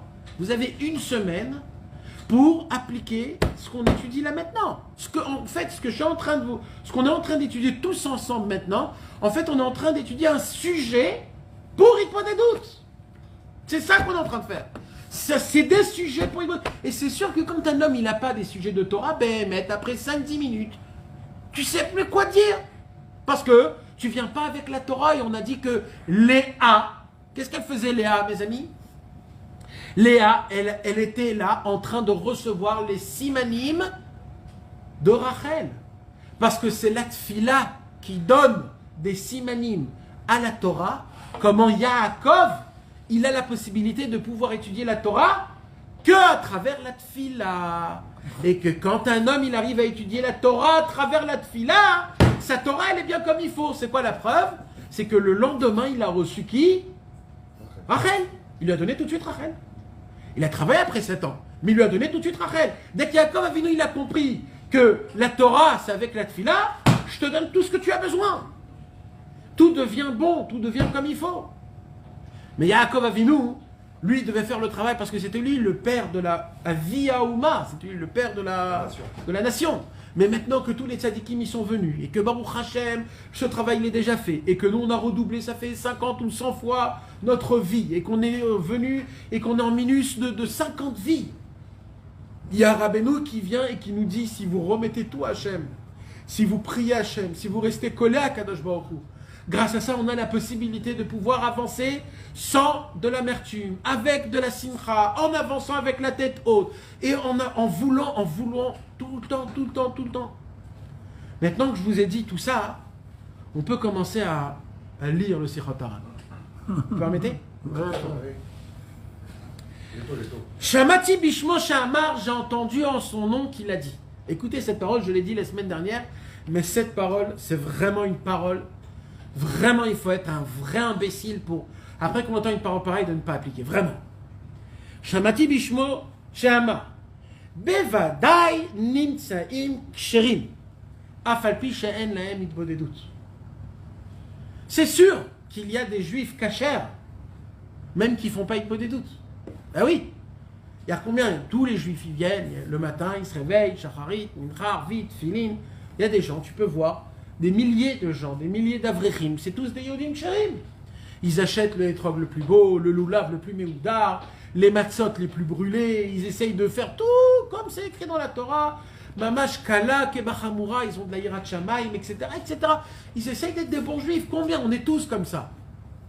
Mais il dit Rabbeinu, mais il manque le sujet d'Itbo des doutes. Alors, il dit Rabbeinu, c'est quoi la différence quand un homme il fait Itbo des doutes et quand un homme ne fait pas Itbo des doutes? C'est quoi la différence? Alors ne croyez pas que c'est juste une différence. Il y a une différence entre les Adidas et les Nike, c'est que ça, c'est comme ça, et ça, c'est pas ça qu'on parle. On parle d'un autre truc. Écoutez ce qu'il va dire Rabbeinu. Aval, mais, ani koreotam pleites.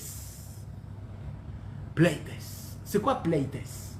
Rabbeinu, il appelle les gens qui font pas de des doutes, pleites. C'est quoi pleites? Plitim. C'est quoi des plitim? Palestine. Non, c'est quoi des plitim? Ça se rapproche. C'est quoi des plitim, les gars? C'est quoi des plitim? C'est quoi les plitim? Comment ça s'appelle? Les Nahon. C'est quand il y avait les Noirs là qui voulaient rentrer chez nous. Comment ça s'appelle? Les Soudanais. Nahon, ça s'appelle des plitim. Ils n'ont pas d'endroit, alors ils veulent rentrer dans une... ils se réfugier dans un endroit. D'accord? Comment on les reçoit, les réfugiés, les émigrés? Comment on les reçoit? Qu'est-ce qu'on pense des émigrés, mes amis? Qu'est-ce que vous en pensez? T'as une maison, t'as tout ce qu'il faut, ta femme, tes enfants, ta parnassa, et d'un coup, il y a un mec qui vient, il dit, bah, moi j'habite à côté de toi, qu'est-ce qu'il y a? Il y a un problème. Il vient, il prend ta fille, prend ta parnassa, il se croit patron. Personne aime comment on appelle ça? Les émigrés. Personne aime les émigrés. Chacun, il a son pays, chacun reste dans son pays. Qu'est-ce que tu viens me casser les trucs? D'accord ou pas? D'accord. Maintenant, il dit, c'est quoi? Retourne. Alors, il dit, Rabbeinu, qu'est-ce qui se passe? Il dit, Rabbeinu, quand un homme ne fait pas Itbo des doutes, c'est un émigré. Tout ce qu'il va faire dans la Torah, c'est de l'émigration. C'est pas de son srout. C'est du vol.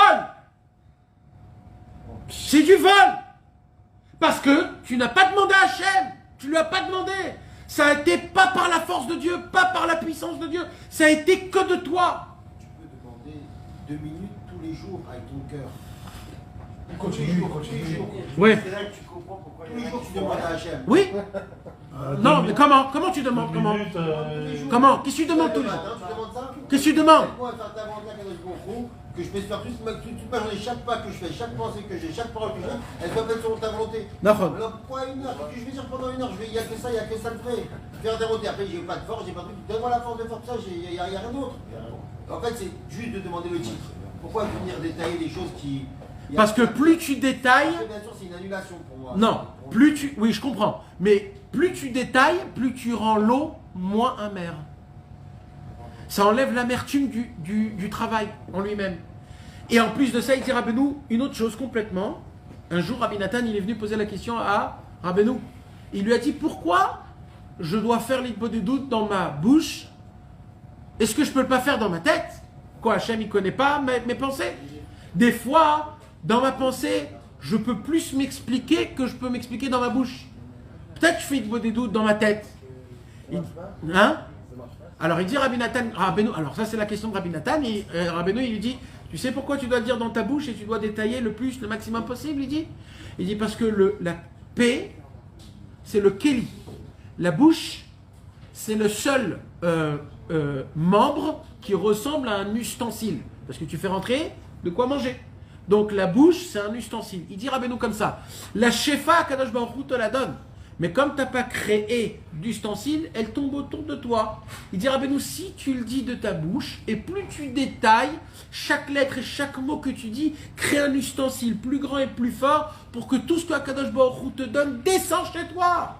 Donc plus tu détailles dans ta bouche, plus tu parles, plus que ça, David. Plus que ça. Rabbeinu il dit dans Ishtakut HaNefesh vers la fin. Toutes les questions que vous avez posées, mes amis, toutes les questions, ils sont tous écrits dans Ishtakut HaNefesh. Il faut juste le lire, c'est tout. Qu'est-ce qu'il dit Rabbeinu? Il dit comme ça dans Ishtakut HaNefesh. Il dit des fois un homme il parle. Et moi ça m'est arrivé des centaines de fois. Des fois tu parles, normal. Bonjour, merci Hachem, voilà, je te demande pardon pour ça. T'as ta routine. Et petit à petit, quand tu essayes de parler, tu commences à rentrer dans un sujet qui te fait un peu mal. Et d'un coup, tout ton Itbo des doutes complètement change, devient une vraie conversation de cœur. Mais ça a été grâce à quoi ça? Il dit Rabbeinu, c'est parce que tu t'es forcé de parler. Alors quand tu t'es forcé de parler, quoi qu'il se passe, tu vas dans les chemins de ton âme. Ton âme, elle souffre. Comment on fait pour abaisser les souffrances de l'âme? Juste en parlant. Parle. Alors voilà, j'ai mangé de la glace aujourd'hui, je l'ai payé 8 shekels et demi. Tu t'imagines une glace de 8 shekels et demi? Mais ben mec, mais vous croyez que non? Oui, c'est ça que je dis moi dans mon Hitbod des doutes, Fadaï. Parce que chez Viti Hachem, les Negditamid, comme il a dit Dov, tu dois en faire rentrer Hachem dans tout, partout. Dans ton coca, dans ton oasis rose que tu bois. Mais Fadaï. Et là, d'un coup, tu parles de ta glace, et d'un coup, tu dis, mais Hachem, mais jusqu'à quand je vais encore manger des glaces toute ma vie? Et là, il y a ton cœur qui sort. Et là, tu te découvres qui tu es. Là, tout change. Et là, tu dis à Hachem, pour moi, j'ai fait mon Hitbod des doutes, j'ai sorti mon cœur. C'est fini. Je te demande rien d'autre. J'étais rassasié. Moi, tu vas moins manger les glaces. Voilà. Et comme ça, dans plein d'autres choses, la parnassa, la Hitbod des doutes, ma femme, tout, d'un coup, tu vas découvrir des nouveaux points. Donc c'est pour ça que c'est important ce Inyan. Donc Rabbeinu, il dit comme ça, je répète, quand un homme, il fait pas Hitbod des doutes, mais c'est un Ish Kacher, il dit Rabbeinu, c'est un Ish Kacher, il y a une possibilité d'être un Ish Kacher, mais tu es un émigré.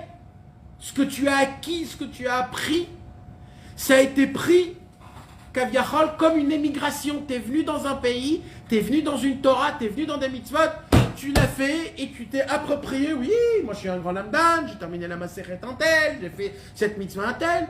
Tu es un émigré, frérot. Quand tu rentres dans une maison, il faut frapper à la porte. Shalom Aleichem, est-ce que je peux rentrer s'il vous plaît? Quand on te dit oui, tu rentres. Quand on te dit non, eh ben, tu fais tes chouvas. C'est ça, Hitbod des doutes. Tu te dis, t'es pas chez toi, tant que t'as pas prié, et que tu as acquis de la Torah, c'est pas ta Torah. À travers, pas acquis, à travers.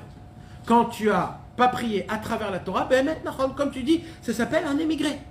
Playtest, Rabbeinu il dit que moi comme ça je les appelle. Rabbeinu il dit, mais maintenant je vais vous expliquer une autre chose. Écoutez bien. Mevohalim ou mebulbalim. À part les playtests, à part les émigrés, Rabbeinu il rajoute 2 mots encore. Mevohalim, c'est quoi Mevohalim? C'est quoi ça, PLM? Behe, Mevohal, Behala. Behala, comment? Stupéfait. Ouais, PLM. Comment? Mevohal? Voilà, c'est avoir peur.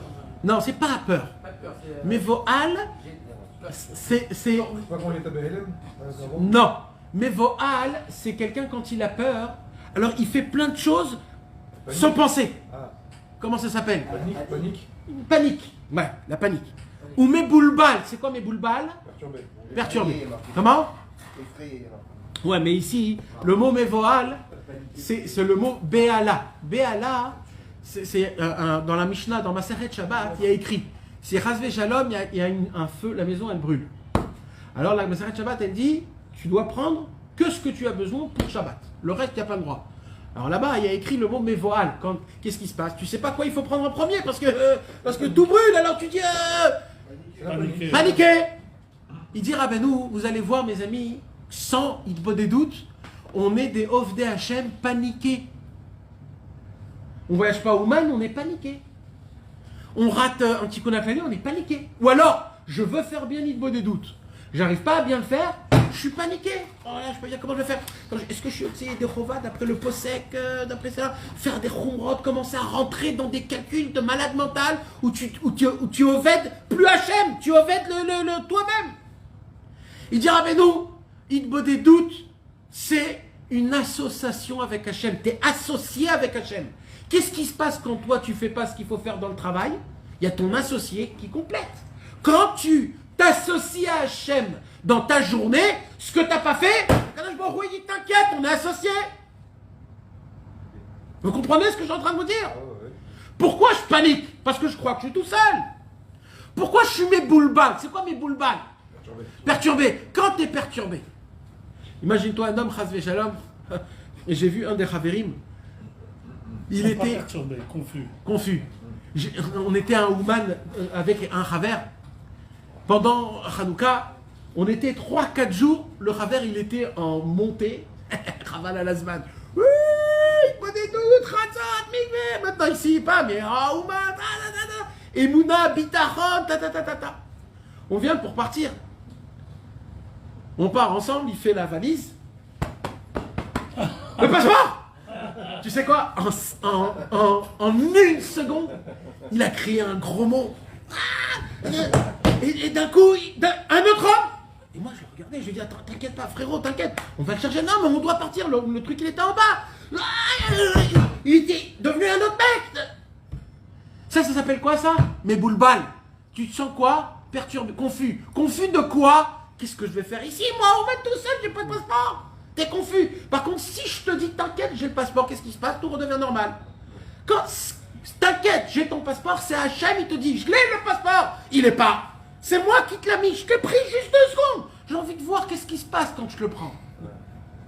Alors c'est très dur, ça fait très mal. Mais Rabbeinu, il dit, quand t'as une des doutes, il te fait faire comprendre dans ton subconscient que t'es associé à Hachem Yitbarach Mamash.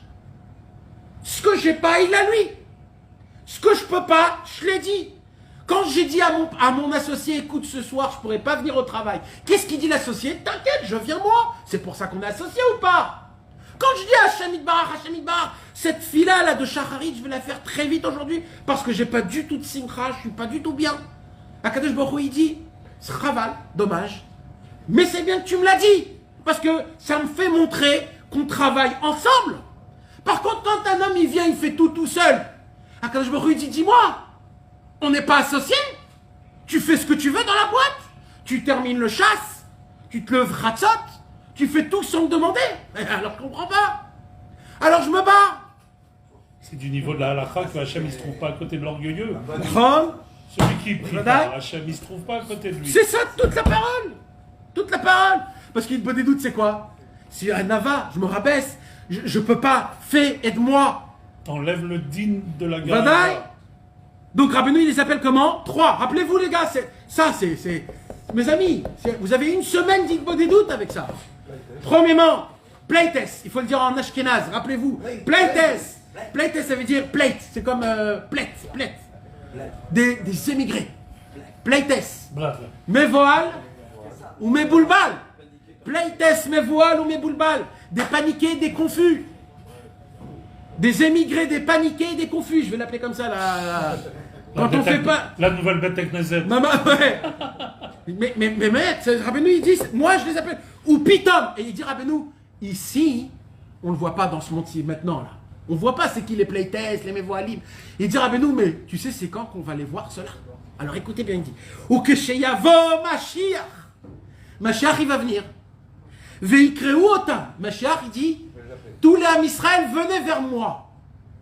À ce moment-là même, mes amis, il va se passer un chaos comme il n'y a jamais eu depuis la création du monde, un chaos pareil. Jamais. Imaginez-vous les plus grands chaos au monde. Le tsunami à Goa. Quand Berlin est tombé. Tous les chaos qu'il y a eu. Tous les chaos les plus grands au monde. Pourquoi? Il y aura des gens qui vont dire est-ce que c'est le vrai, c'est pas le vrai? S'il est là, donc qu'est-ce qu'on fait? On va au travail, on va pas au travail, notre vie continue. Ta femme, elle va t'appeler. C'est vrai ou c'est pas vrai? Va acheter du lait, va acheter des trucs. Il y aura des émigrés, des mévoalim et des méboulbalim. Il y aura que des gens confus et, comment on a dit, et paniqués et émigrés. Il dit Rabbeinu, aval anachnu. Il dit Rabbeinu, mais nous, les Chassidei Breslev, Niedomim, on va ressembler à quoi? Adam achar hashena. Comme un homme qui se réveille après la sieste de l'après-midi. Quand tu dors, il est 2h30. Tu dis, chérie, je vais faire une petite sieste. Tu fermes les petits, comme 60 ans, 70 ans, tu fermes les petites rises. Tu mets ton petit pyjama de l'après-midi. Tu rentres en pantoufle dans ton lit. Tu mets comme ça et tu fais la petite sieste de petite heure. Avec une petite musique du fond. Ta femme, elle a déjà le café préparé pour 3 heures. Et dès que tu te réveilles, tu te lèves. Ah, j'ai bien dormi. C'est vrai que t'es bien. Non, ou pas? Tu te sens tout neuf? Il dira Rabbeinu, celui qui fait des doutes, comme il est associé avec Hachem Yitbarach, comme il a déjà tout dévoilé. Parce que il a déjà. Qu'est-ce qu'il va faire le Mashiach? Qu'est-ce qu'il va faire, mes amis? Il va venir, il va dire toi, t'as fait ça, t'as fait ça, t'as fait ça. Il faut que tu répares ça, ça et ça et ça. Quand tu vas entendre la quantité de ce que tu as fait. Tu vas dire, oh là là, qu'est-ce que je vais faire? Mais comme toi, ça fait déjà 20 ans que toi-même, tu dis à Hachem qui tu es.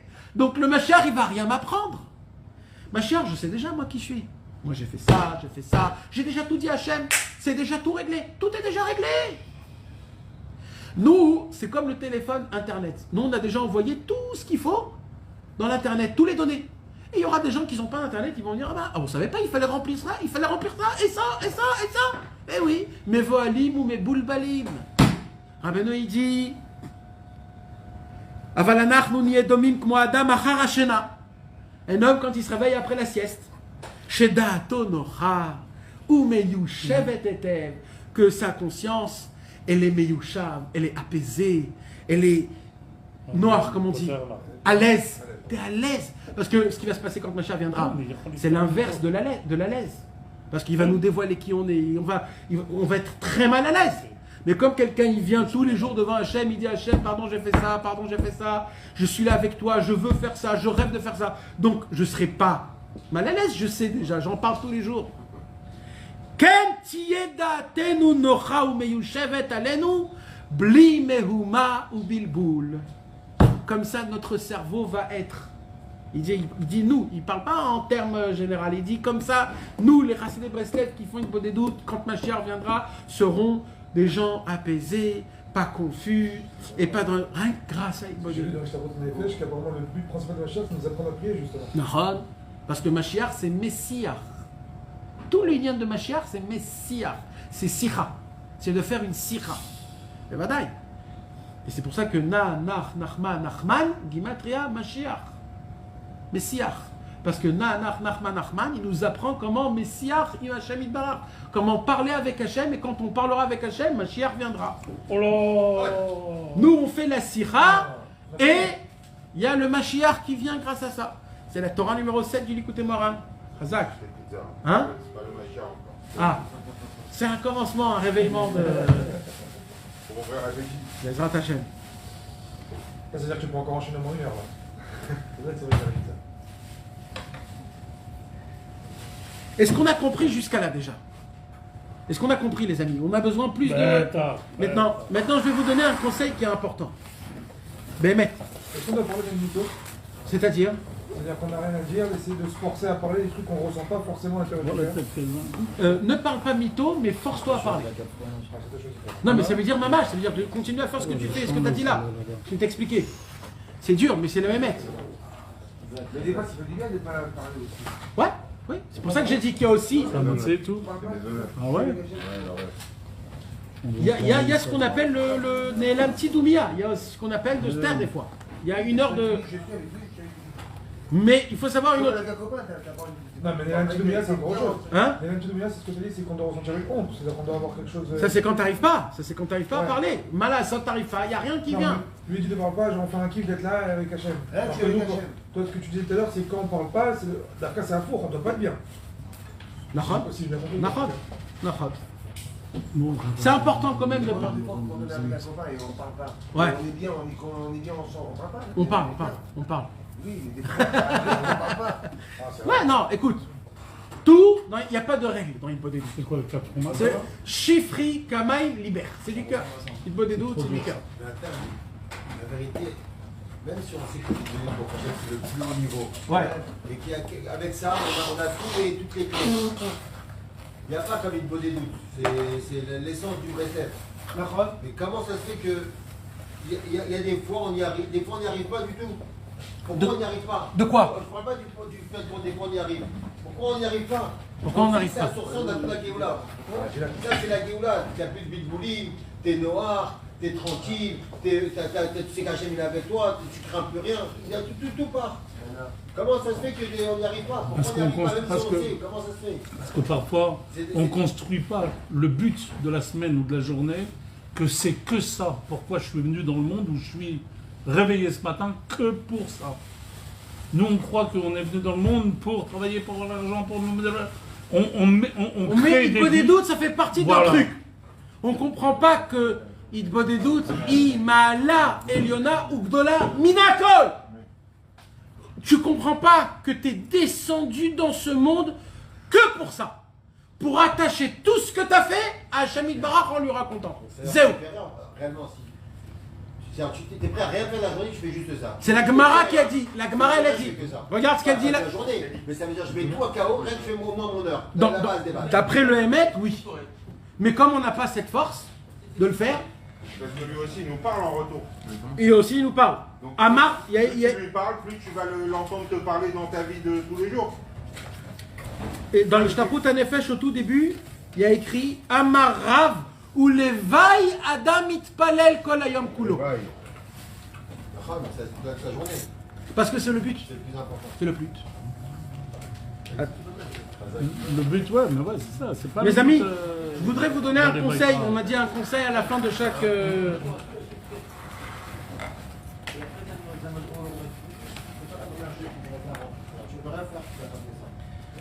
Mes amis,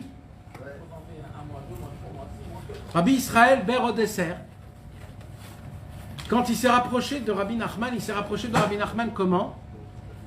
À travers le livre Ishtaprut HaNefesh. C'est quoi le livre Ishtaprut HaNefesh, l'épanchement de l'âme? C'est tout le mode d'emploi de Hitbodedut. Toutes les questions que vous m'avez posées, je vous ai répondu du Ishtaprut HaNefesh. Tout le cours de la semaine dernière, je vous ai parlé à travers le Ishtaprut HaNefesh. Et je peux vous dire, les gars, que même pendant un an, si on fait un cours sur on ne terminera pas tellement que Rabbeinu a donné tous les conseils, toutes les paroles, tous les données possibles dans ce livre-là. Moi, j'ai un conseil à vous faire. Prenez, c'est plusieurs conseils, c'est pas que ça. Prenez ce que vous voulez, mais tu prends le Ishtaprut HaNefesh avec toi, dans la forêt ou dans ton lit ou je sais pas où tu. Chacun où il fait des doutes. Tu prends le Ishtaprut HaNefesh, tu l'étudies, un paragraphe en français, en hébreu, ce que tu as envie, et à travers ce qui est écrit là, tu fais ta parole. Tu fais ton livre des doutes. Ça aide énormément. Je vais vous donner un petit exemple. D'accord? On fait un petit exemple? Lou en plein milieu. Plein milieu. Tzadik Gimel. L'Ichora, apparemment, Yesh Lakshot Alinyan Hitbodedut. Il y a une question à poser sur Hitbodedut. C'est un Péléplain parce que c'est mamache la question de David. Péléplain, il n'y a pas une plus grande ashgara que ça. Vesira beno leven kedosh. Shetzarich kol echad bechol yom lishpor sicho lifnei Hashem yitbarach. ויעזדו על זה כמה תפילות לזכות להינצל מהיצרה ושיזכו להתקרב להשם יתברך וליראה ולבוא וכל ספר תהילים מעלם הזה וכל התפילות מאנשי כנסת כגון השיבנו, חוננו ולכאורה קשה. Il y a une question, c'est quoi la question? Alors אמרו רבותינו זיכרונם לברכה הכל בידי שמיים חוץ מיראת שמיים.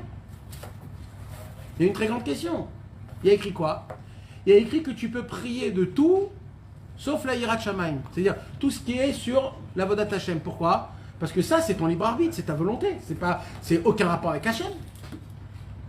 Si tu veux, tu veux, tu veux pas, tu veux pas. Tu veux, tu fais, tu veux pas, tu fais pas. Tu peux pas prier Hachem, Hachem, fais-moi garder mes yeux. Puisque c'est toi qui gardes tes yeux. Tu peux pas lui demander, garde-moi mes yeux. C'est ce qu'on avait étudié à Anana. C'est une grande question, Nahon. Il dit Rabbi Nathan, eh ben, tu sais c'est quoi la réponse? Ben, il n'y a pas de réponse. La réponse, c'est que tu dois garder à avoir de la émouna et prier comme si de rien n'était. Garde-moi mes yeux, garde-moi mes oreilles. Hachem, tout est dans tes mains. Il dit Rabbeinu, parce que quand tu vas prier, ça sera une tfila avec de la émouna. Pas que de la tfila. Tfila avec de la émouna. C'est une tfila que dans ta tête, tu te poses des questions, mais tu es sommaire. Tu t'appuies sur Hachem, sur les tzadikim, que les tzadikim, ils nous ont appris que c'est comme ça qu'il faut prier. Tout demander à Hachem, tout jusqu'au plus petit des plus petites choses. Même la Yirat Shamayim, même Hachem. J'arrive pas à faire Shabbat, aide-moi à faire Shabbat. Un mec qui vient me dire, mais t'es un fou quoi. Ou tu fais pas. Non. Tout c'est la tfila, c'est le chidouche de Rabbeinu. Tout c'est la tfila, tout c'est que la tfila, la tfila, la tfila. Demandez. Alors on va faire un exemple. Tu lis ça, d'accord? C'est un peu long, je ne l'ai pas fait en entier, mais c'est un peu long. Tu viens et tu dis, ah ouais, alors Ribono, j'ai appris dans l'Ishtaprut HaNefesh, Tzadik Dalet, là tu fais Torah ou Tfila, que normalement, c'est une grande question Hachem, de prier, de te prier que de ne pas voler, de ne pas mentir, de ne pas parler mal à ma femme. Mais normalement, comment je peux te demander quelque chose comme ça Hachem? C'est moi qui dois changer. Tout dépend de moi. Le libre arbitre, c'est moi. Tout vient de Mina Shamaim. Koutz Mirat Shamaim. Qu'est-ce que je vais te dire que tout vient de toi. Moi, je ne peux rien faire. C'est exactement la question. Mais après, ça quand il demande. La réponse c'est quand bien même tu dois prier et demander. Quand bien même. Ne comprends pas, il dit Rabbeinu. Tu ne dois pas comprendre. Il n'y a rien à comprendre. Tu ne peux pas comprendre. Tu ne peux pas comprendre, il dit Rabbeinu. Quand bien même, demande tout à Hachem depuis le début. Et là, tu seras zoré de faire Tfila plus Emouna. Parce que tu es mamie. Tu ne comprends pas. Tu es mamie. Donc, C'est quand tu prends un paragraphe, tu peux le eh décortiquer. oui, eh oui, tu appliques, ou alors tu ouvres en plein milieu et tu appliques, d'accord? C'est quoi la prière pour la permis Quand un homme il prend le Ishtaput en effet, c'est pour ça qu'il faut se le préoccuper, comment on dit, se procurer. C'est Rabbi Israël qui avait pris en premier. Lui, il est devenu Chassid Breslev grâce à ce livre-là. Il a trouvé ce livre-là. Ça, c'est une compilation de tout le Likutei Moharan et le Likutei Halachot sur Hitbodedut.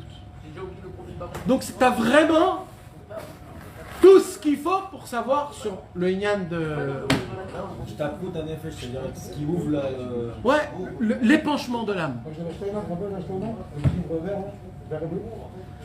Bezrat Hashem, Bisrut Rabbeinu, Rabbi Nachman, Rabbi Israël, Kol Tzadikim, que Akadosh Baruch Hu puisse faire en sorte qu'il nous ouvre le cerveau, le cœur et la bouche, qu'on puisse faire couler notre cœur comme coule l'eau du ruisseau. Shifri, Kamaim, Liber, Nochar Pene Hashem, se rapprocher du Tzadik, d'Hashem Itbarach, avec une humilité, avec une annulation et avec un amour énorme, Bezrat Hashem.